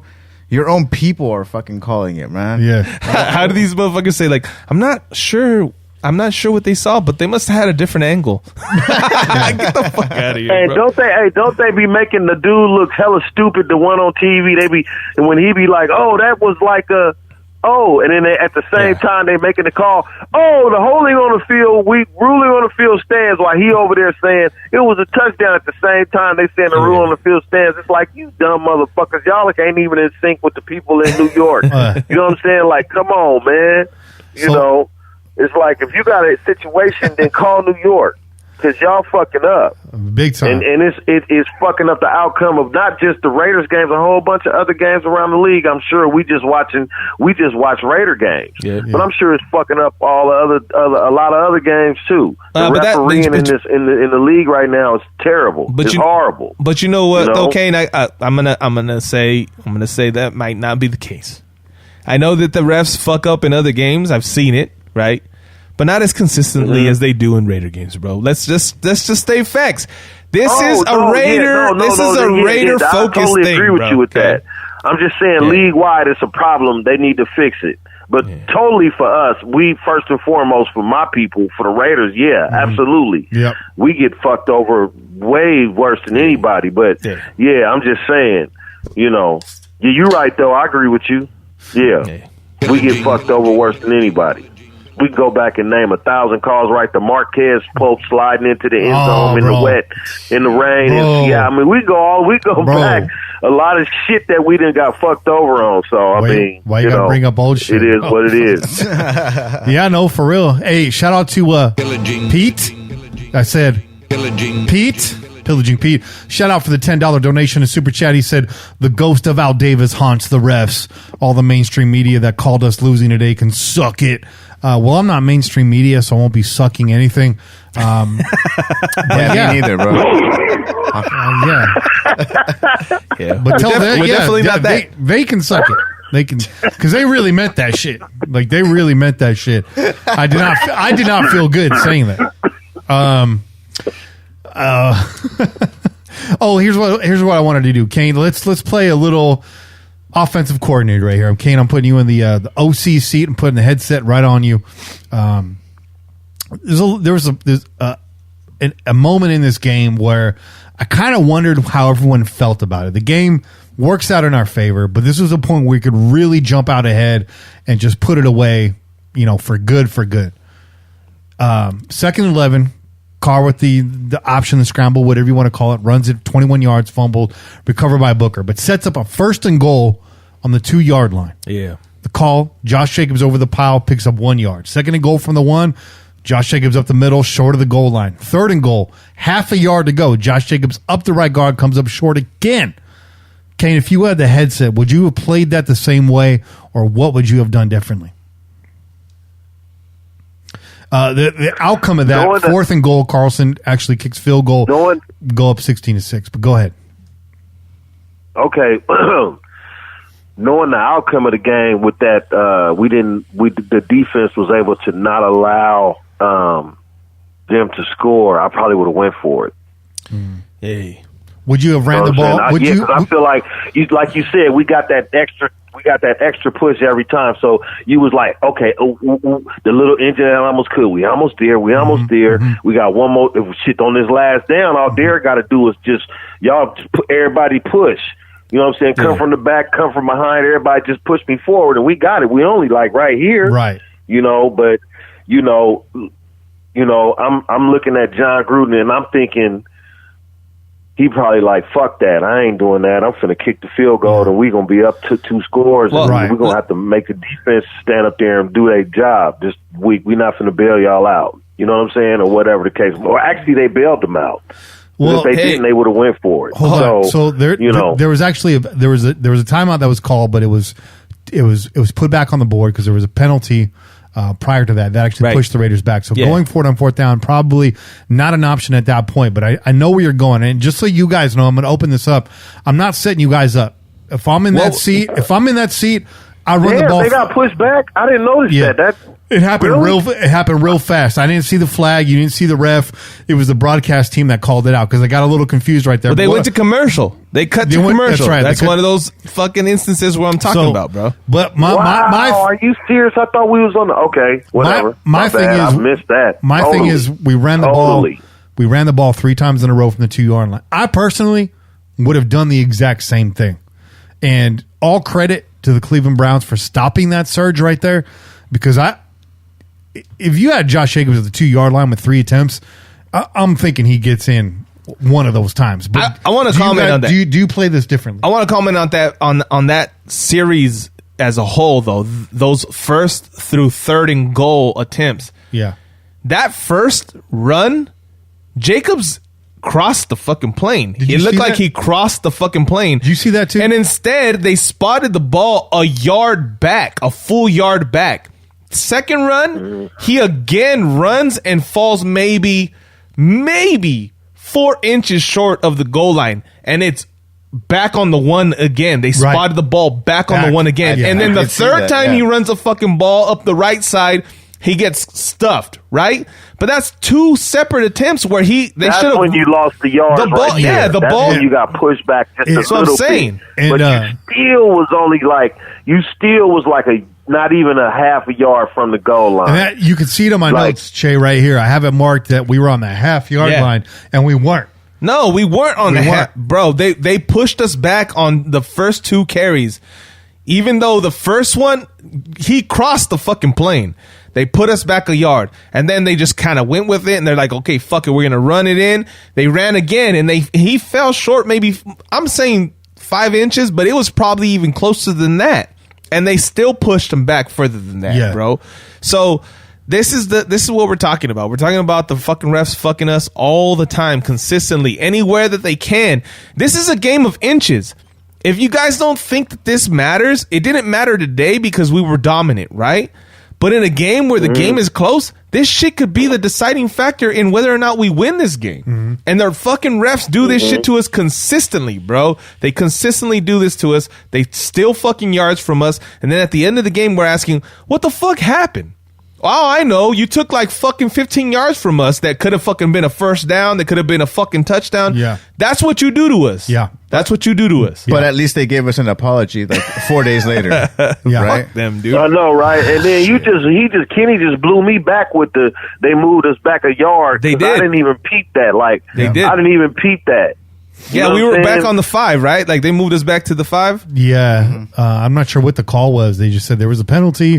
So 5 or 6, the timeout got wiped out, and so they pushed the Raiders back. Raiders are going to tip the field goal. And we got no explanation. We got no context. So I'm going to have to go back and watch that again and maybe see if I can pick that out. Just to scratch the curiosity itch because I need to know.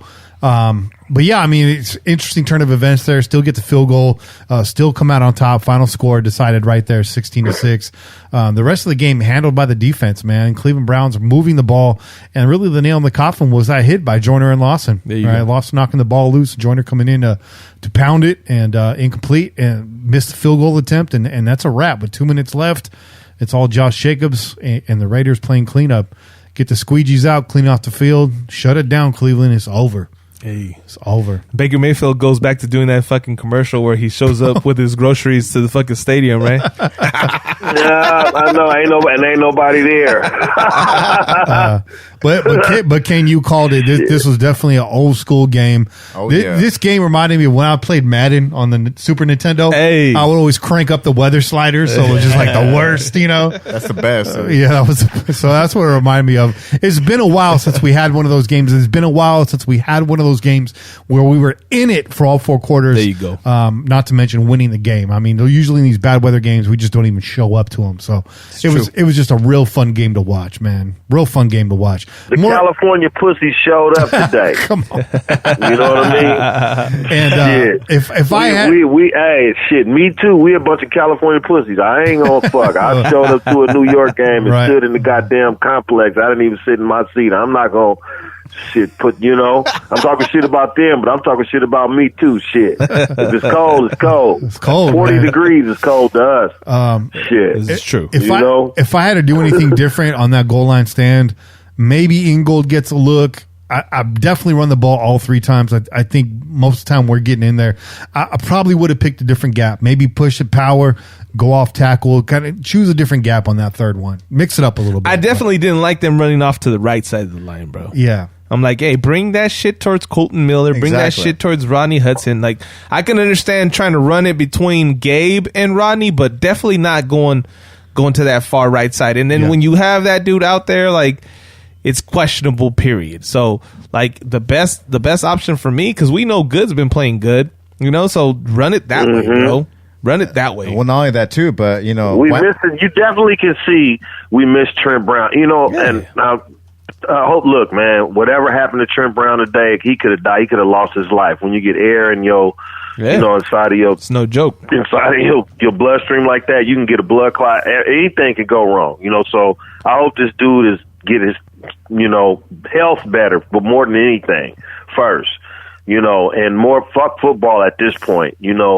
Hopefully we can find somebody that can be so solid at this right tackle. We need to solidify this right tackle, and going forward, I'm let's quit playing musical chairs and let Brandon Parker just stay in there and play right tackle. That's what you drafted him for.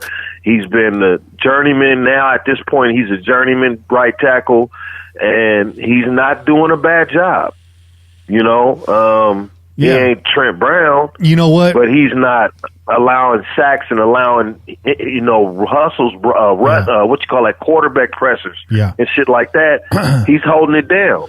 You know what? So aside from the penalties last week, Parker actually settled in and finished off that game pretty solid.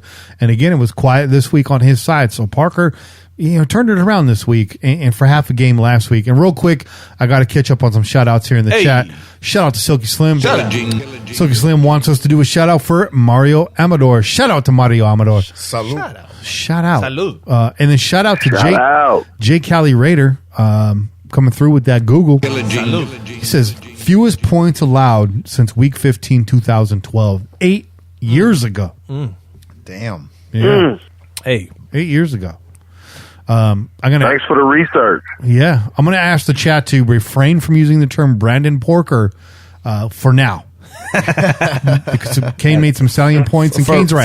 For right now. For now. Yeah, It's not completely like out. It's not completely out the door. But for now, he's not. We'll take it easy. Yeah, just put that pork belly in the crisper bin.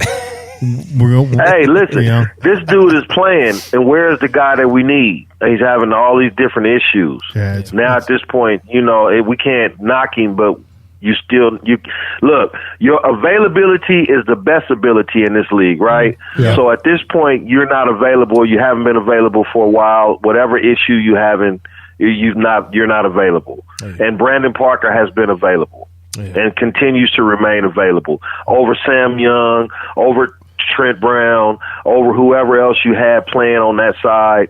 Brandon Parker is sharp. Where he's still been a mainstay. Give him his props. He's here. Let's just roll. Let's get behind him. Let's circle the wagons and get behind Brandon Parker, because you don't have no other choice right now. And if you're trying to make the playoffs, your right tackle has to be solidified, and we can't keep putting all these different people in there. Derek Carr got to feel comfortable coming from the right side. The running game has to be comfortable running through Gabe Jackson. You got to be able to run through Gabe Jackson. That highway is missing without Trent Brown, but maybe Brandon Parker can make that highway go again. You still missing the other highway on the incognito side with the Colton Miller side. There's another person you need back in the run game. My point is, I'm saying we got who we have. So if we knocking the players we got, we can't. There's no one else to replace these people. And Brandon Parker has been consistent. So let's roll with Brandon Parker. I'm saying that. I said that today earlier. Let's just roll with him. Fuck it. You draft a right tackle next year, and hope we can find somebody in the draft. Yep. That's all you can do. There's no slow for the cone zone on this offense, man. I'm hydroplaning all the way through that bitch. I'm whipping it through there, bro. So I don't, like Kane said, we got who we got, and this offense can't slow down, man. Hey. Josh Jacobs still back there, bro. We got a lot. Through. Kane's been great talking to you, man. I got to hit this break. We're an hour in.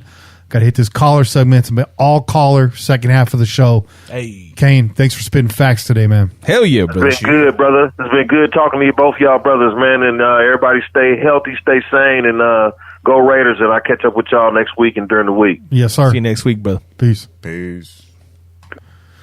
All right. Like I said, we're going to hit this break. When we come back on the other side, it's all about you. Yeah. It's all about you, big dog.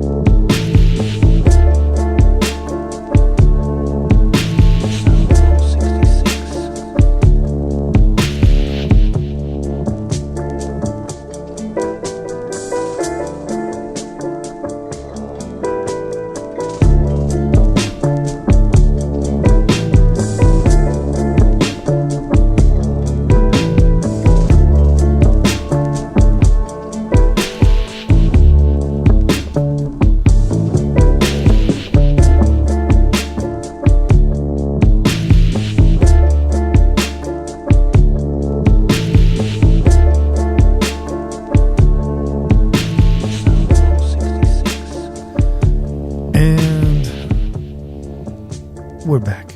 Yeah, it was a good little break there. Little break. Hopefully we didn't leave you guys waiting too long. For some reason, I didn't have to use the restroom. I don't know. That coffee is just in my kidneys right now. I do not want to leave. It's because you're like Kim Jong-un, bro. You're that efficient that you don't even have to piss or shit, dog. You don't even have an anus, dog. I don't.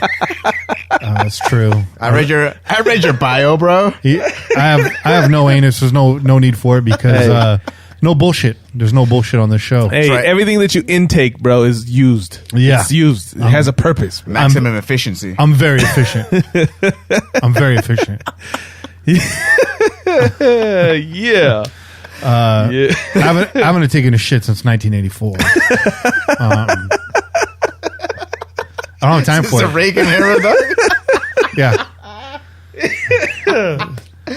Reaganomics. That was in a diaper. I haven't taken a shit since the Iran-Contra affair.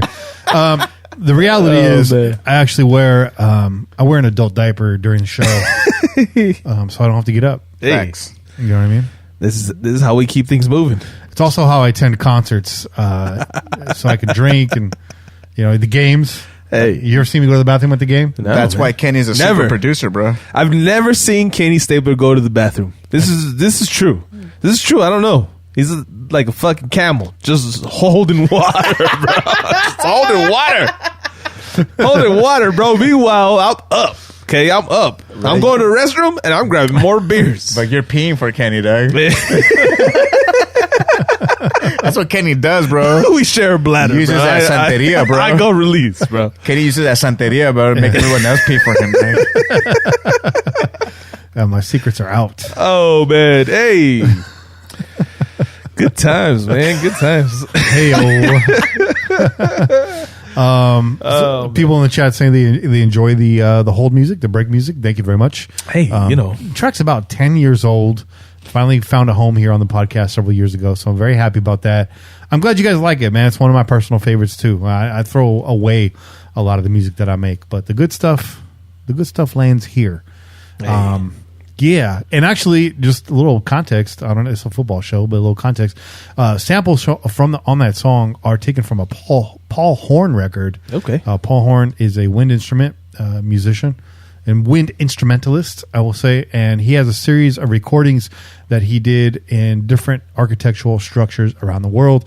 This one was recorded in the Taj Mahal. Also, I think there's a sample on there from one he did in the Great Pyramid. So, really kind of moody music. That's fucking dope. Cool stuff. That's but, dope. yeah. Hey, little music history right now, bro. I think I made that Music beat. history, man. I probably made that beat in like 45 minutes. The good ones always just come right through you. They Hey. always come right through you. That's right, dog. It's like chorro, bro. It just goes right through you. Goes right through you, bro. Hey, but that gas station burrito was fire, bro.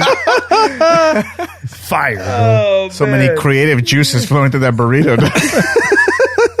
Yeah, they were creative. Oh shit. Shit. The Chipotle. Shit, indeed. No pun intended. Hey. Hey, real quick though. Me and Bobby have been cracking chelas left and right, and nobody is aware of it because we haven't really announced it. But I do want to announce one more hen house brew. Do it. Okay, we're gonna keep drinking other beers, but this one right here is that Early Birds. Okay, and Bobby already finished his. We shared this Because I'm early, bro. because you're early bird. The early bird catches the worm, and the beer. Hey, The early At one least catches here. the taco, bro. That's all I know, bro. All right. that for us for sure. Fuck Yeah, yeah. taco and some other stuff. Anyways, important imperial pale ancestral ale. Hey, Is that what it was? that's a look at that. It's clear. The early birds, bro. This has mosaic. It has saz, but I wanted to read it sas. Cascade and strata hops, bro. This is a delicious, bro. And this is a partnership. This is a exclusive collaborative beer from Hen House and Drake's Brewing, who I also enjoy. I also enjoy Drake's. I love those Drake's collabo bro. beers, dude. Okay? And especially when it comes to a Okay. powerhouse like Drake's. Yeah, Drake's. Drake's packs the punch. They love to pack the punch. You already know, okay? Because your boys always drinking that good stuff at the game. Shout okay? out, Sammy Quasar. Shout out, Drake's. Yeah. Shout out, Shout out to Quasar, bro. But hey, in case you were unaware, Said we got stock in Drake's, bro. he does, bro. He has taps from Drake's. Hey, by the way, He has taps from Drake's. Side note, in case the listeners don't know, we're The Crow's Nest is also a disc golf club. We play a lot of disc golf. Oh yeah. There's a course right across the street from Drake's Brewing over on Chabot Lake. What? Yeah, so we The gotta, fuck? you know, what we're Oh, doing. we got to do. Oh, that. dude. Oh, bro. We got to do that. We got to do that one. Oh, yeah, dude. We're coming, Drake. We're not leaving Chabot. But look, this is just to verify our claims that Drakes don't mess around. This partnership, and tell me, was that a smooth beer? It was fucking smooth as hell. It was smooth as hell. This is an 8.1 ABV. Really? So Henhouse brought the smooth, and Drake's brought the punch. It's packing one. It doesn't even look like it. 8.1, and I at still that. got a little bit left. Clear. It's delicious, man. Henhouse, Drake's. What's not to love? It definitely, Look at like, It's just a whole can of love right here. you can't taste the mosaic, man, but it's not like it's overpowering, dude. Hey. It's just right on point. Delicious, man. I hadn't had the sauce hops, and I had the Strata there Mosaic you go. Cascade. I've had those. The But Eric sauce- Estrada. The Eric Estrada hops. Estrada. that punt. The punch. The punch hops, bro. Punch ups. Hey, shout out, man. Shout out to Henhouse and Drake's, man. This is delicious brew. Cool ass. Henhouse comes with the dope ass labels, bro. Like, they just got the dopest labels. And this is going in the book right here. This is going in the book. Yeah, hell yeah, dog. I should have bought two, Bobby. Now I feel bad because now you can't take a sticker home and put it on the It's wall. all right, bro. It You just got a gives wall. me- You got a whole wall full Dude, of I stickers. got, like- I don't know if you need any more stickers. like half of that wall is like honestly like Henhouse, bro. Okay. Yeah, Okay. dude. Hey, Henhouse, go Hey. get it. there you go, man. The pillagers want to know if we go to Chabot Lake to play around, are we actually going to play around? Of course. It doesn't matter. It really doesn't matter if we do or not because we're going to go to Drake's. Yeah, We're gonna go to Drake's for sure. we will And, definitely. We be at might Drake's. play a round of golf, disc golf, that is.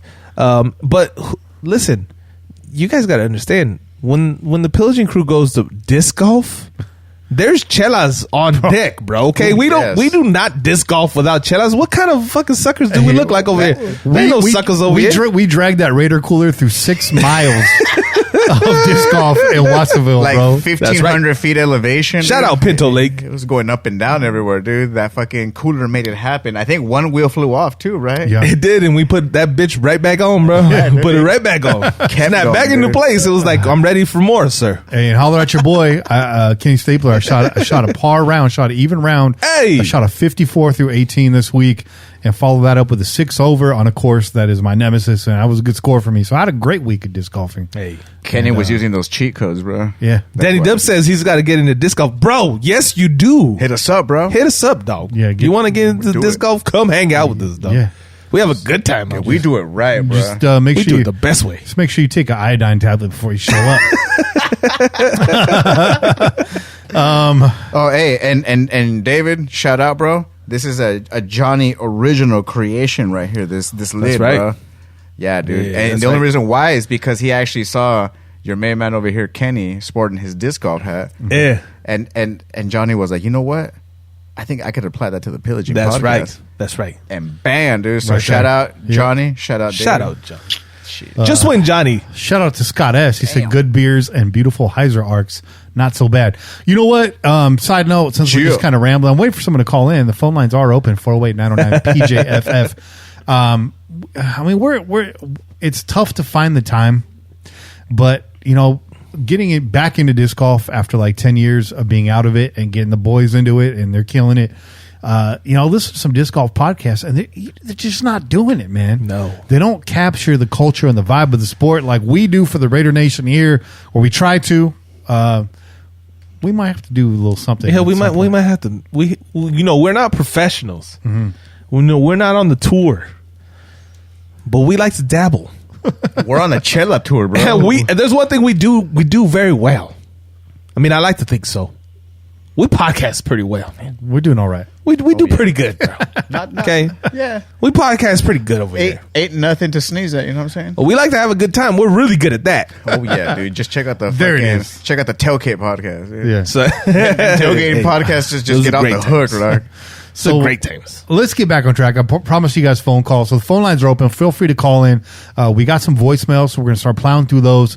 First off, we're going to go to the 406. Hey, You know what it is. Hey, pillagers. Ex-MO Raider here. Ex-MO Raider. Eskimo. From Montana. Checking in. Long time listener. Always pillager. Love you guys. Have for a long time. Wanted to call in, especially after tonight. I'm like a day behind on your recent podcast, but love it. Keep them coming. You guys are talking about the growth. I just want to tell a little story about myself. Okay. And where I come from as a Raider fan, and where my vote's coming from, if that's allowed. Okay, so Yeah. Absolutely. I was born in Montana. I moved to California in like 98. I was born in 83 anyways. I was playing little guy, peewee, junior, midgets, all that. Well, one of our football trips, I had grown up, my cousin was a Raider fan. I was just starting to like the Raiders, as a little guy. But we were Vikings up in Tahoe. So Okay. I was, my bags were Vikings, my jersey. But no, I still read. Well, one day we took a trip. I think it was Walnut Creek. We played. And on the way back, we stopped at a Burger King. And if you guys can tell me where this is, it was Jim Otto's Burger King. Oh, yes. On the way back somewhere. And there was a wall in there. And he had a bunch of his, game, his jerseys, and his, gloves. Some were, bloody. Dude, and it was like a Jim Otto Burger King. And he had some of his paraphernalia in there from playing, or what do you want to call it, merchandise. But no, that was paraphernalia. A good kind of football. But anyways, love you guys. Bobby will sub you as paraphernalia. A lot. So that's... I got a pair of Finalia that I can show you later. I can show you later. I don't know, 12, 13. And I played with Garrett McIntyre. He went to Fresno, played in the Canadian Football League. Shout out to my boy. He never made it to the Raiders, but he played with the Jets. And, another story, by the way. Go Raiders in 2010. Well, anyway, the kickoff to pass contest, Jacoby Ford ran that touchdown back. Hey. I won $10,000. The only jersey I ever got. Never bought one. He sent it to me, autographed. That's what's up. Go Raiders. Hey. Free 99 is always With awesome. John. Hey. Keep that mug full, my friends. Love you. Bye. Hey, man, thanks for calling in. That was a great call, Eskimo. Hell yeah. Yeah. Hey, that's the first time call, right? Yeah, first time call from I believe Eskimo so. Raider. Hey, I shout out believe so. Eskimo Raider. We've seen him in the chat. He's Yeah. been in the chat here and there. Yeah. He's not there tonight, right? I don't think I see him tonight. I don't know.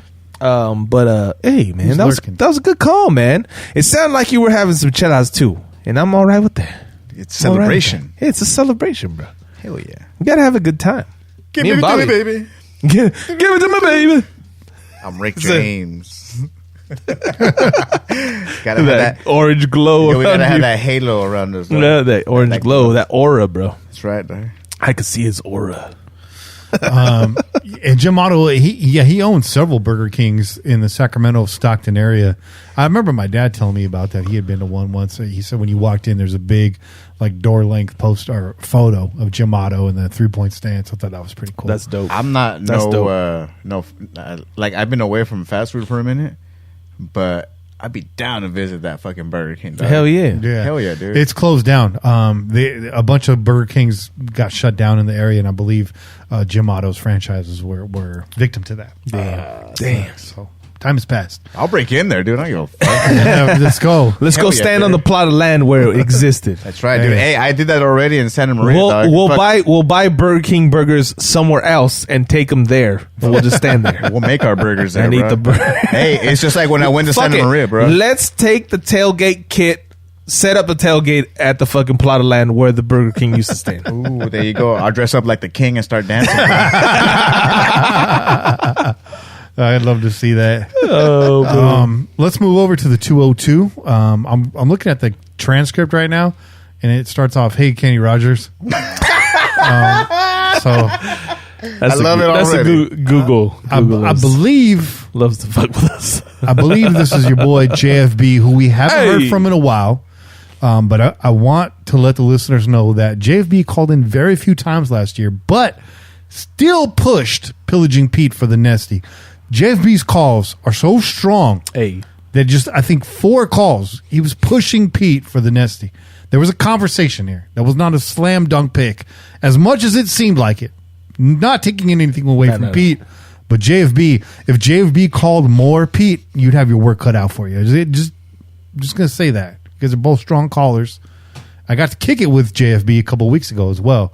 Has a nice new bachelor pad out there in Albuquerque, New Mexico. Real nice. Nice. In fact, you could stand in his kitchen, and he turned his dining room area. He put 2 high tops in there and screen. Nice. It's like having your own Buffalo Wild Wings. That's fucking dope. And then I could still see the big screen in the living room. So we were watching Monday Night Football, and we were watching Dodgers. I think it was Game 4. Hey, at that point. So shut up, man. Dodgers. And we were partaking in several libations. That's the way to do it. There was 3 of them. That's the way to do it. I'll let you guys guess. All right. Actually, I won't. 202. Hey, Kenny, Pillagers. Happy game day morning.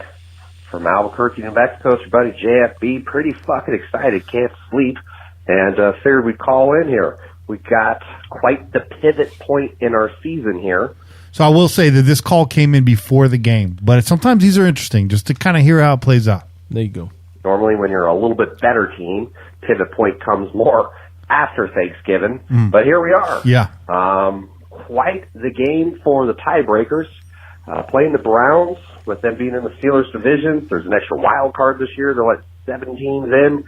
And for each conference, this is huge for checks all the proverbial boxes for the tiebreakers. You'd much rather beat the Browns than lose to the Bucks, than beat the Bucks and lose to the Browns. Even though it's the same fucking 4-3, it's not for tie-breaking purposes in the AFC. So a real pivot point. Pretty excited. It's actually on national TV. I get the game here in Albuquerque. When's the last time you had a Raiders fucking Browns game on national TV? So I'm pretty excited about that one. I feel like we're looking pretty good on the road. I'm thinking this whole COVID thing really burned us on this Vegas stadium, not just from the fan standpoint, but it's all brand new. It's like a road game. Going to do something new. I was no surprise that we played our best in Kansas City. We go to that shitty-ass town every year. So that was, we were comfortable. I don't think we're quite comfortable still learning the way inside Allegiant Stadium, so that kind of stinks. But at the same token, it's Cleveland. It's the Browns. I don't care what the record is. It's the fucking Browns. And I feel like we should do pretty good there. Derek Carr feels like art. Hold on. I mean, it's obviously, I don't think it's just Raider fans that feels that way. What do Browns feel? What did the Browns organization feel like that? Because it's like everybody says, I don't care what your record are, you're the fucking Browns. Hey, bro, everybody that's going to go handle business says, hold on 1 second. I'm about to take the Browns to the Super Bowl. That's as close as you guys get to it. And I haven't said that since 1984 when the Browns actually had a shot to go to the Super Bowl. So I'm just saying. Shut up to Bernie Kosar. I also want to say, listen to what JFB has to say about games, about betting lines, about points. This guy knows what it takes. When I saw him, he was living high on life. He just hit a 4-team parlay. Every single team hit another side bet, and I think he hit another package deal at the same time. Is that where the fucking big screens came from, man? Is that where the high tops came from, bro? I'm just saying. Hey, JFB's money. Shout out, JFB. JFB's money is right. He's also great financial advisor. I got to hit this dude up because he was throwing terms at me that, like, for my age, I should be knowing what they mean, and I was just kind of nodding my head like, oh, yeah. Damn. Yeah. Yeah, I got that. Fuck Charles Schwab, dude. Call him JFB. Call him JFB. Fucking name. JFB, we need some financial advice over here, bro. Just saying. Team does really well typically when Carr could go in there and look the other quarterback in the eye and say, I'm better than this guy. But the problem is when he looks at the guy that's Tom Brady, he's like, oh, it's Tom Brady. I just wish one day I could be him. Well, fuck. It's not the way you got to go in there. I feel like we could beat Baker Mayfield. I feel like Shaky Bakey's going to do a bunch of turnovers, or at least a couple. Derek Carr can look at him and say, I ain't fucking that. And go out and play a halfway decent game. I think we're going to have a little bit of a sloppy game. I think both quarterbacks are going to turn it over. Baker's going to turn it over a few more times. Carr's going to make the few plays we need. 27-21 Raiders. Bucket. Wow. I mean, disregard everything I said about the points and the spread. Obviously, he doesn't know what the fuck he's talking about. No, I'm just kidding. I'm just joking. I mean, he's right. He was right. It was somewhat of a, I want to say sloppy game. It was a grinded out game. Yeah. Turnovers were a factor. Raiders come out on top. Derek Carr did almost turn the ball over. So, not too far off there. I remember he saying last year going into a cold weather game, special teams are going to loom large. Obviously, a team or a unit that's often overlooked, and he was right. Special teams in these shitty weather games, big factor, never gets talked about. So JFB always looking under rocks for those little kernels that people have forgotten about. Hell yeah. Let's go to the 484. This one's short and sweet. I don't recognize this number. Let's see what's up. Kenny, Jay, Bobby Wasabi, it's your boy Raider Soul calling from Philly. Oh, what's hell up? of a win right there, guys. We got back to running the ball hard. Carl's a little shaky at first, but settled things down. Surprising defense stepping up, looking big. Still a little shaky at time, but looking big. But hell of a win on the road. Carr gets the monkey off his back in the cold weather. Good win, Raider Nation. I'm out. Nice, short, sweet, Bang, to the point, bro. Bang, bang. Bang, bang. Bang, bang. Yeah, so we're looking at next two games here. Broncos, Chargers beat up on each other today, 3-4, 2-5, respectively. Raiders sitting at 4-3, sole possession of second place right now in the AFC West. Looking up at the Kansas City Chiefs, who are 7-1. They got one more game, and then they go into a bye week. Who's their next game, guys? Who are they playing? Wait. I was going to ask you, they play the Panthers. Who was that one from that 7? Oh, yeah. Who gave him that one? Where's that? Who did they lose to? Oh, yes. Fuck you, Chiefs. Chill. Motherfuckers. Let's go to the 760. Hey. Kenny, Jay, and damn it, Bully. We came, we saw, and we ran the fuck all over the Browns. Hell yeah. Do you say, damn it, Bobby? Damn it, Bobby. Shout out Juice. That's Juice. I know that's Juice, bro. I caught one of them whacking off behind my shed. Done whacking off. Is Hank Hill basically the same dude from Beavis and Butthead? He is. Yeah, pretty Hank, much. Hank Hill, because if you notice in the movie, remember Anderson and his wife looked like an older Hank Hill and Peggy Hill, though. Oh, that's right. Yeah. Why did he always think Butthead was Chinese? I think one of them was Oriental. He used to always say that. I didn't understand it. Because he's from Texas, He's bro. some racist white dude. He's a racist white dude. I caught one of them whacking off behind my shed. I don't know. No, he always said, done whacking off. Caught one of them done whacking off behind my shed. Shut up, my judge. Yeah, shut it out. Big time. Let's wind this back. Kenny, Jay, and damn it, Bully. We came, we saw, and we ran the fuck all over the Browns. Hell yeah, it's WAP. I'm happy as fuck. Oh, swap. Woo. I said Wasn't Juice. pretty, but goddamn, that was a great game. I'm just happy we won. I mean, fuck. For a while, I don't know, it just seemed like every time we were on offense, the weather cleared up. I don't know if it was Derek Carr making some prayers or what, but somebody listened. Hey, we didn't throw touchdowns, but at least we got them. We could, hey, it was a good game. I'm happy. Just really, I mean, the defense kind of held it there barely, but it was a good game. I'm happy they won. Jesus, I mean, what else can you say? Player of the game? I mean, shit, it's got to go to Josh Jacobs. I mean, he ran like a motherfucker all day. Yep. Derek Carr, he looked good. I mean, he ran that one. Man, when he fumbled, I was about to cuss his name out so bad. But I mean, he made it work. Booker, he looked good. Everyone just kind of played their spot well. So, hey, at least we won. 4-3 is not bad. I'll take it. WAP out. Yay, WAP. Probably the happiest I've ever heard WAP, man. That's great. Hey, that's why I made the mistake of thinking it was Juice. Yeah, Right? I thought it was Juice because I've never heard WAP so upbeat, bro. I think I heard him one time. Hey, Well, hey. it's been a while since. Let's just at least say that it's been a while since we've heard WAP this happy and upbeat. Yeah. I like this. I like this side of WAP. I hope the Raiders can consistently play like this so we can hear WAP like this more often. Nothing, saying. nothing nicer than a happy WAP. Hey. That guy gets down, dude. Guess who's next? What's up, nation? It's Juice. Hey. Hold on. That dog. The Pillaging Podcast consists of 4 members: Kenny, Kane, Che, and Bobby Wasabi. AEIOU.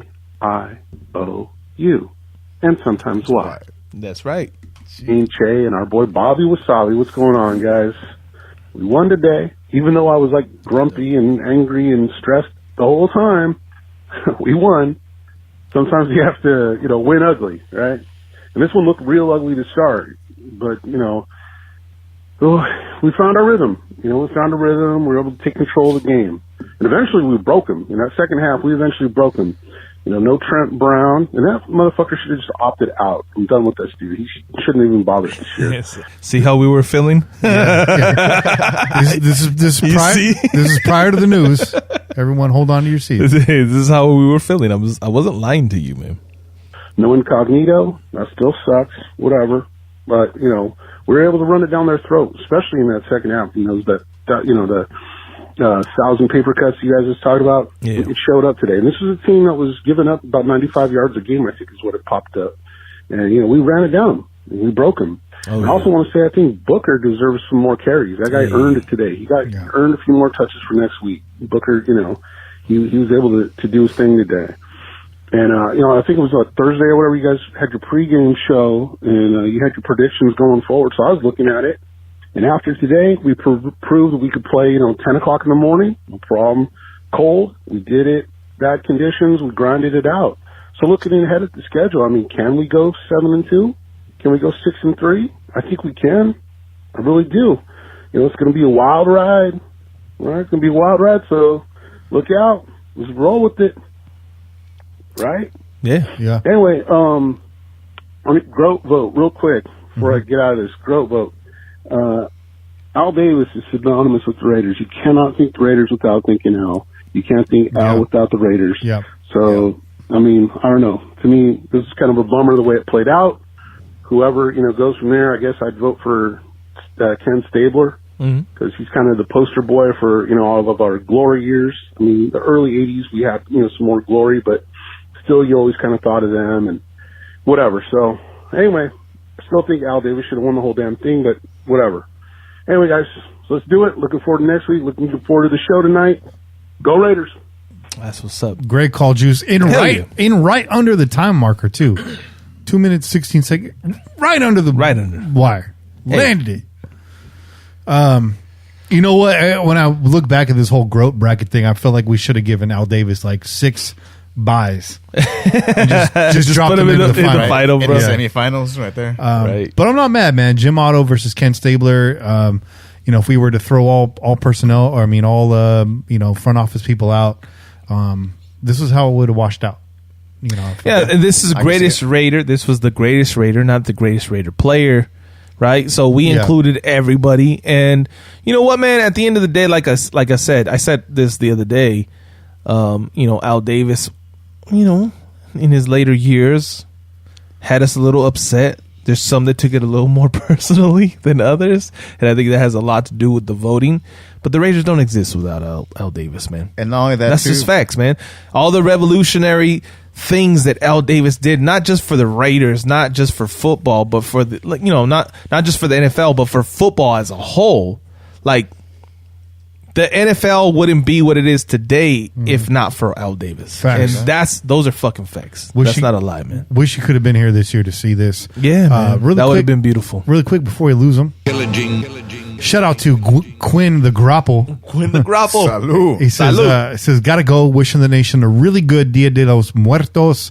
Take a moment, then pillage on. Hey, let's take a moment, man. Let's raise one up for everyone that's out there. All these souls circling around us today. Yeah. Put out your marigolds and salute. Yeah, man. Salud. Hey. You have a good one too, Quinn. It's great riding with you. You've been a part of the chat now for the last 4 or 5 weeks in a row. So you're a great personality in there. We really appreciate you. And again, thank you for the donation, $19.99 in the super chat. You guys are being very generous tonight. Thank you so much. We got one more call. This is a voice you haven't heard in a long time. You know what? The weather is beautiful tonight. It's beautiful. It is. Kenny, Che, Bobby Wasabi, Kane, what's up? Triple 303. Oh my God, man, it's been way too long. Happy 2020. Hope you and your family are safe. Cheers. This is your boy Salud. 303 calling from very warm and beautiful Colorado. There's the weather. Man, what a win, man. Gritty. Fucking crazy, man. Gruden style, right? He wants to run the ball 40, 50 times if he can. We did enough to win. I had a feeling we'd win this game. Oh. I didn't think the Browns. Oh, I hate to do this, 303. I hate to do this, but we got New Mexico calling in right now. Or 559. I don't know what that is. You're on the air with the Pillaging Podcast. Speak your mind, Pillager. Yo, what's happening? What's happening, G? What's cracking, bro? Shit, this fucking viral wonder is Hey! also known as fucking Play All Day. What's happening? What's up? Viral water, what's up, dog? What's cracking? We on air? Or We're on air, son. What's the fuck really going down? Live in effect. It's all about you, bro. It's all about you, bro. Shit. Okay, well, what y'all want to talk about? Shit. Let's break this motherfucker down like a fucking lawn chair. Hey, man, I'll meet you on the concrete at 6 a.m., bro. Let's go. Hell yeah. Simon can see, homie. Viral one, are you hitting up any walls lately? You been hitting any walls lately, bro? Oh, you already know. You know what? I'm really looking at fucking freights, though. You know what I mean? I try to catch a couple per year, just to keep my fucking name out there. You know what I mean? You feel me? Yeah, I feel you. You ever throw up any Raiders on a wall? You ever throw up any Raiders on a wall? Oh yeah. You know what? Hey, peak game. Fucking one time we was out there in the under, and fucking, you know what I mean? Just gotta hit up fucking Raidersnation and shit. You know what I mean? Like that's how we do it. That's what's up. Hit him with them fat caps, bro. That's what's up. Hell yeah. Big and bold, bro. Viral Wonders flares on point, bro. Flares on point. Yeah, hey, you already know. Hey, me and them boys fucking invented flares, bro. That's how far back I go. Damn, bro. There's a lot of people out there have no idea what we're talking about, but you know what? You're not invited. Those people are not invited to this conversation. Because you're going to rat us out. That's why. If you don't know, you're going to rat us out. Hey, what are you drinking right now? What are you celebrating with, bro? You know what? I'm really out here with that fucking 805. That Firestone Walker fucking lit. Can't go wrong. Man, shout out to Firestone Walker. Hey, there's a lot of good beers out there. 805 in a lot of ways is just like a perfect beer. Yeah, it is, man. It's right in the middle, bro. It's right in between. You know what? 805 is like the daily driver. Okay, so but if you really want to fucking dip in deeper, you get that fucking double barrel ale. Woo. Hey, I'm not sponsored by Firestone Walker, but I fucking really put my support behind them. But you should be. That's a good beer, man. I've always passed the brewery when I'm headed down 101 to like Slow or whatever, but I never stopped in there. Always looks pretty jumping, but every beer they got is fire, man. Your roommates brought some shit back, Bobby. That orange, whatever the hell that was one of the greatest beers I've ever had in my life. Yo, bro. Shout out to my boy fucking Samael, dude. He brought that back with intentions of us trying that. He's like, I know you guys are gonna love this shit, dude. You guys are all about the sour, right? Wasn't that shit like $30 a can though? Dude, it was $30 a bottle, bro. They got some exclusive ass beers over there. You already know. Bro. You already know. Hey, Firestone, they do clean, dude. That was one of the best sours. Their Mind Haze is always a good. Oh one yeah, too, that's dude. good. That's good. Hey, you know what? You got that fucking Mind Haze and that fucking that other hazy one that's like a fucking 6.0%. That should have you on flat. I guarantee it. Well, I don't know about me, but all you fucking old English drinkers, fucking get that fucking hazy little shit fucking going. I guarantee you'll be changed. Yeah. Well, you know what though, the difference is this: all those OE drinkers, they know They know what they're putting themselves into, right? Yeah. You drink them hazies, you're like, oh, this is nice. This tastes good. And then you fucking a 6-pack in, and then you're like, oh, shit. Shit. We're converting all the malt liquor drinkers. That's right. You know what I mean? Like, hey, you can't even say nothing. All of us used to be fucking malt liquor drinkers, and now we fucking mad IPA fucking heads. Hey, well, shout out Mickey's. We grew up, man. Well, not only that, but there's like some other cats that didn't want to let go of that bad experience from the malt liquor, and they moved up to like that fucking apple cider. They doubled shit, down. dude. They double. Oh man, that. Hey, gross. I tell you what. Some of them beers are sneaky. I had six space dust. I was trying to swipe my debit card on a stripper. I was trying to swipe it on a stripper. Well, hey, we'll never let that Mad Dog 2020 go, though. Oh, hey, no. That fucking banana red. Hey, did you ever trip out on that Mad Dog 2020? I was always about that blue raspberry. Dude, hey, I was always about that blue raspberry myself. If you turn that label of the Mad Dog 2020 upside down, it looked like Batman was plowing a chick. Dude. Seriously, dude, because it looked like Batman was going like pull that shit up, Kitty. Kitty's about to pull that up right now. Hey, no way. I'm gonna do that next weekend. Hey, bro, the night is young, bro. I'm just saying the night is extra young. Shit. The chat don't even know what the hell we're talking about right now. Some y'all don't even want to know about fucking malt liquor. They just went off the rails right now. Hey, or that black cherry Cisco. You already know how that goes. This guy, hey, Viral One is coming with the facts right now. He's coming with the motherfucking facts right now. Here we go. We were looking up this label right now. We're looking up this label right now. Now you turn that picture upside down, and it looks a little different right there, dog. I'm telling bulldog? you, bro. The bulldog? Yeah, the bulldog, dude. Let me see. Yeah, you turn that bulldog upside down, and it looks like Batman's like, save it, putting some flip work, it. right? Let's see what's going on here. Watch. I'm gonna do This that. kind of shit. Well, the only reason why I knew is because I used to drink those malt liquors all the way up like that, dog, and just pound the motherfucker, dude. So it's like, here we go. That looks kind of weird. Hey, because he's from fucking Watts Own. That's why. You got to point it out to us, Bobby. Show us what you're talking about, man. I have no idea. This is not good radio. Wait. All right, my bad, dude. Well, you know what? I was young, I was drunk, and it kind of looked that way, dog. All right, that's all I gotta say. Hey, it kind of looked that way. There's a lot more going on than Mad Dog 2020 that day. Anyways, good times. Let's get this back on track. Viral Wonder next week. Chargers. What's your prediction, bro? I'm predicting a fucking smash. I mean, that. Like, did you see the way that Josh Jacobs fucking smiled today when he fucking took a hit? He was having a good time. He's just gonna fucking impose his will on everybody. Yep. And the same goes for fucking John Abram, bro. Look. Facts. Hey, this whole defense is going to take on the fucking persona of John Abram, like, as a man. You feel me? They're just going to impose their fucking will on everybody. You see the difference when he's in the lineup or when he's not, right?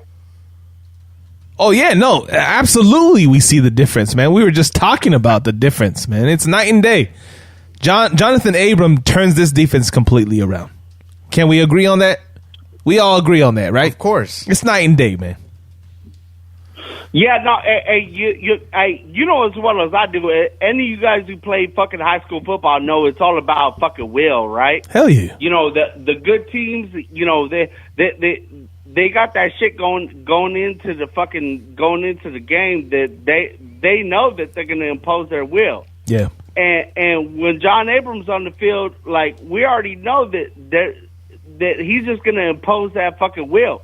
And the difference is fucking night and day.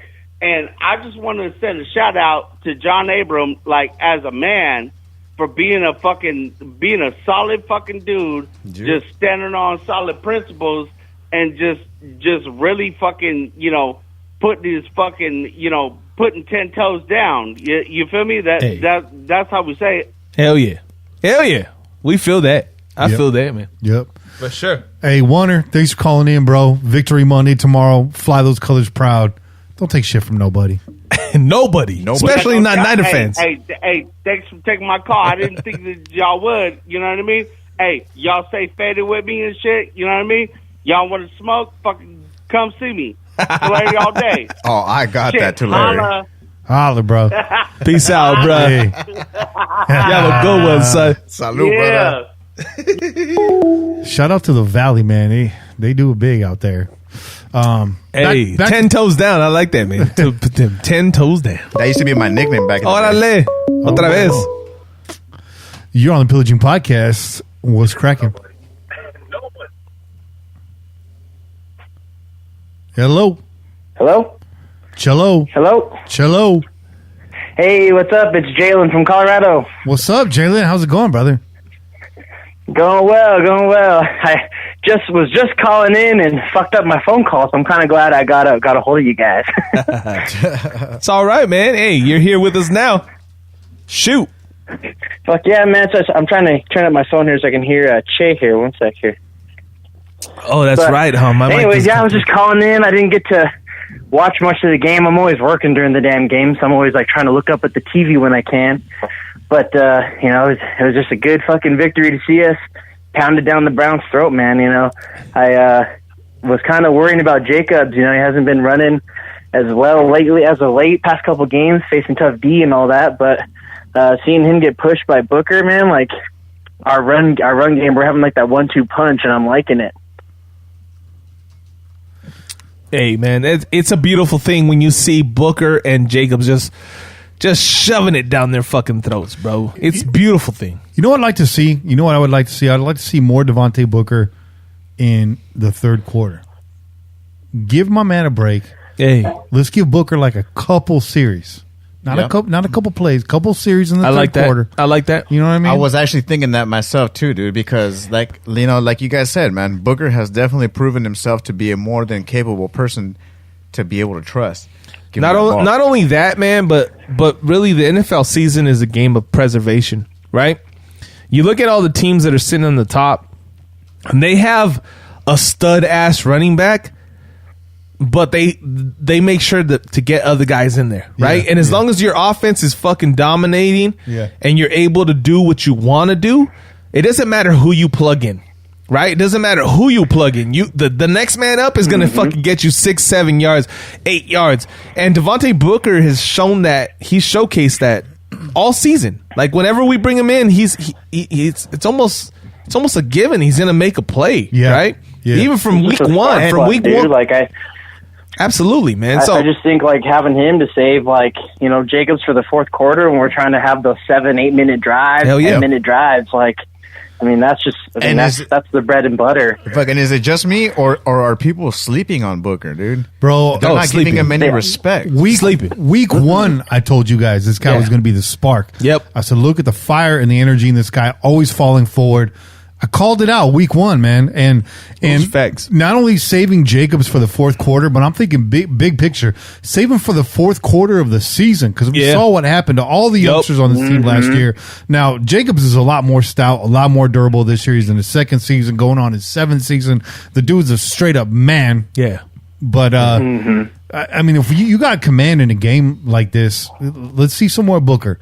Absolutely, you know what I mean. But at the same time, you don't want to pull Jacobs out of that rhythm either. But I don't know. I'd like to try it out. Jacobs to still think he's the guy, you know. Like I don't want him to think like, oh, my touchers are getting taken away, you know. So I could always take Jacobs busting off for 160 yards and stuff like that too. So it's just as long as the Raiders get that dub, you know. So it's just I live here in Colorado, and I have a Raider hat on every day at work, and I have it on my tip jar, and I get shit all day from Broncos fans and whatnot.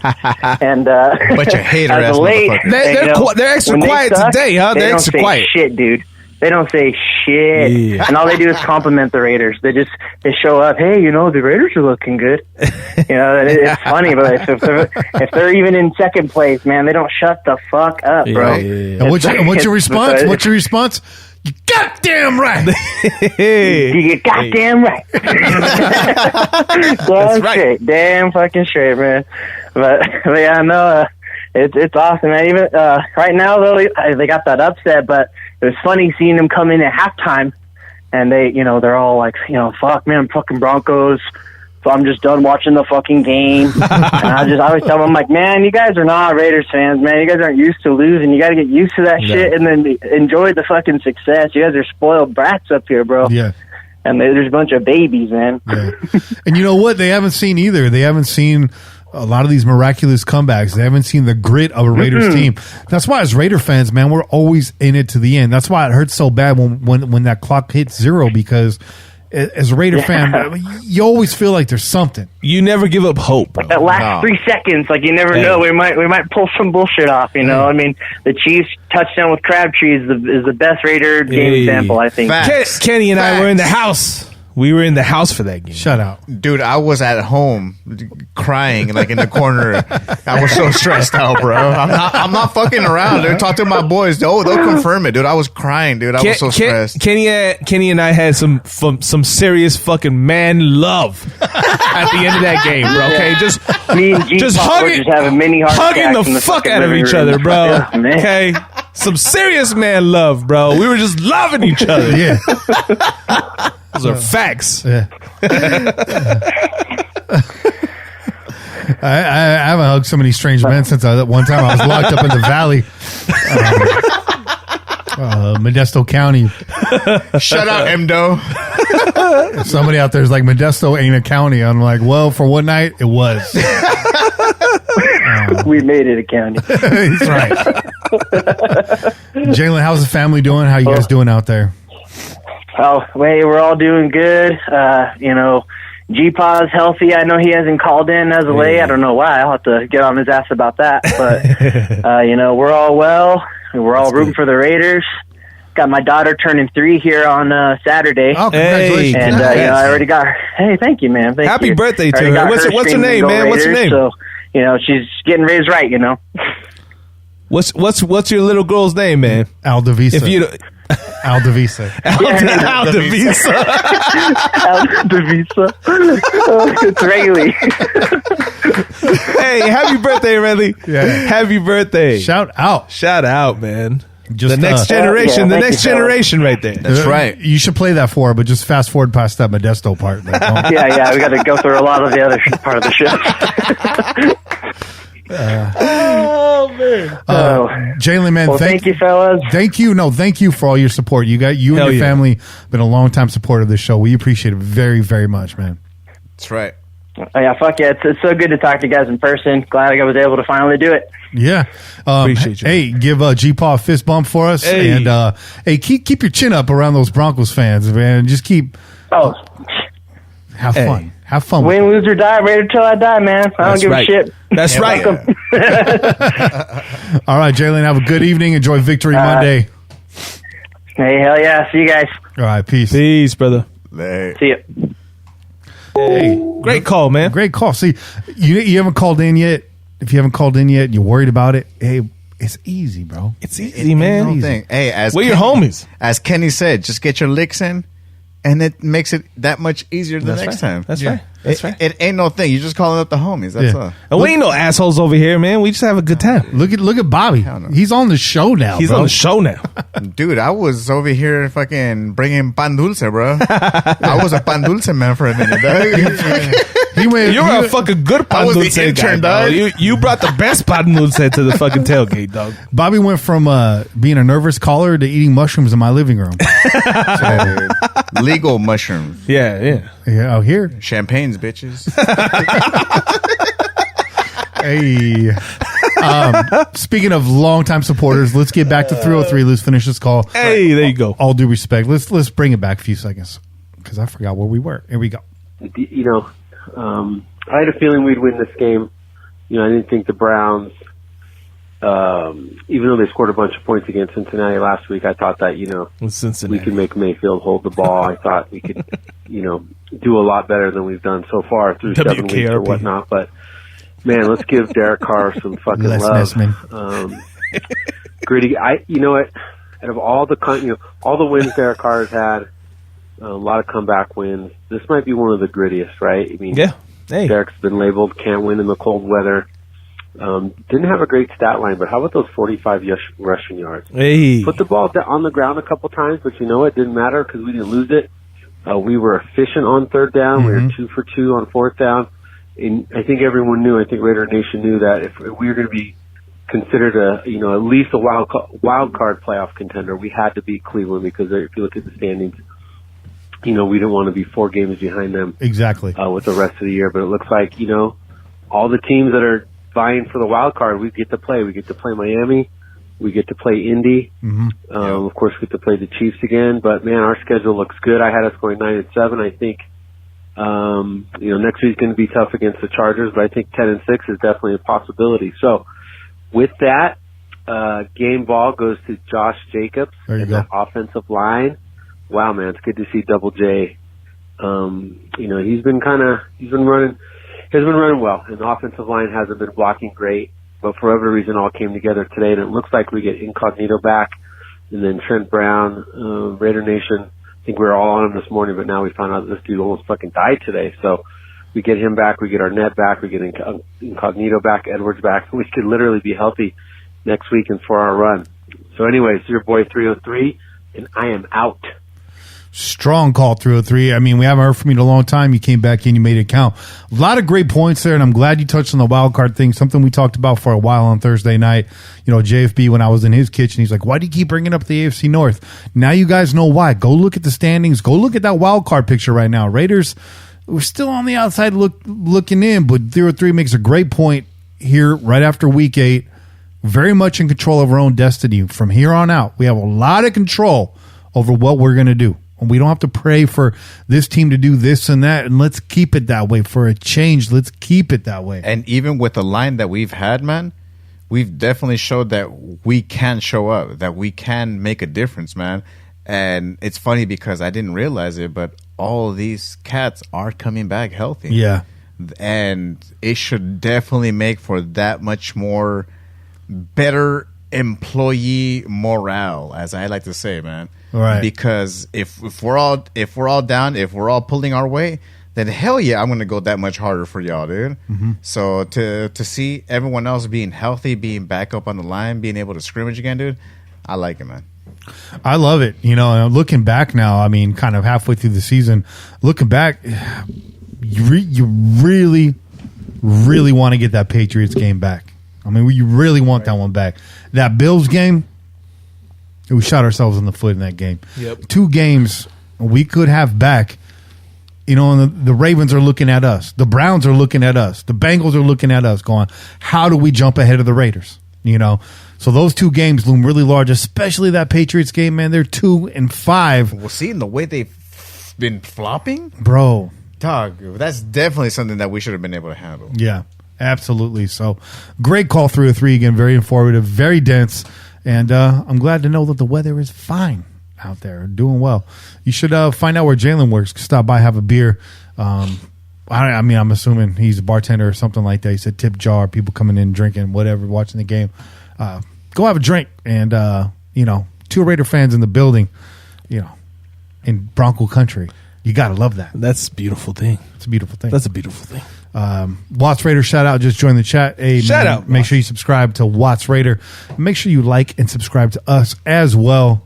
Guys, that's all the phone calls for now. I'm going to turn this Do Not Disturb back on because I want to sleep tonight. Wait, I was just looking at the live chat. I see we got something like 47 people, but we only got 34. We got 33 likes, bro. 34, actually. 34? Okay, just went up right now. Smash that like button. Smash it. Hey, if you've ever had to throw a diaper in that urinal trough. If you've ever been arrested in Modesto County, smash that like button. Shout out to Sal Salazar. Hey. With a $4.99 donation and super chat. He says, good laughs, good win. Buenos noches, pillagers. That's right, man. Viajeros. Hey, shout out to you, man. Viajeros. Get a good night's sleep, bro. Hell yeah. I always sleep well after these victories. Actually, I don't. I'm up. I'm like, ugh. Well, it's because you're up waiting to just rub it into them damn Niners fans' faces, dog. Hey. You already know. Hell yeah, dude. That's the way I operate, bro. I'm not going to lie. There's some quote unquote nice Niner fans where I work at. Oh, you pronounced it wrong. It's last place Niner fan. That's what I meant to say. The accent is on last place. See, I'm sorry, dude. That beer's making me swear. Con acento, Bobby. Con acento. Hey, I can't. And listen, man.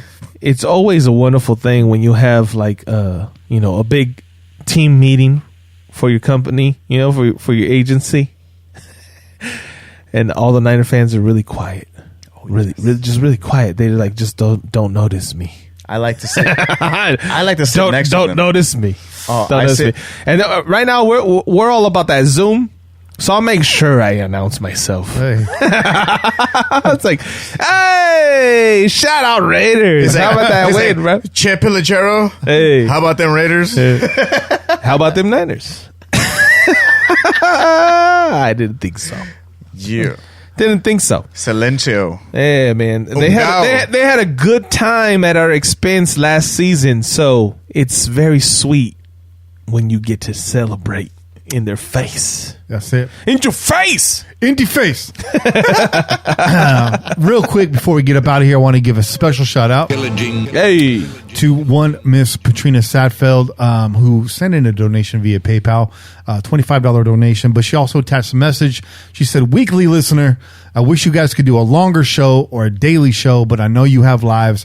I still miss the Crow's Nest, though. I will continue to contribute regardless. Patrina, you're a real one. I believe she also bought that entire One Nation line as well. Oh yeah, that's right. She had her whole wall filled with stuff, man. Yeah. Hey, shout out Patrina. Hey, we love our listeners. We love our supporters. We appreciate everything that you guys do to help us out, man. And if we had the time and the ability and financial stability, we would do this thing all fucking day long, 7 days a week. We're chronic gamblers, honestly. Yeah. That's what it is, dude. We're just bad. Oh man.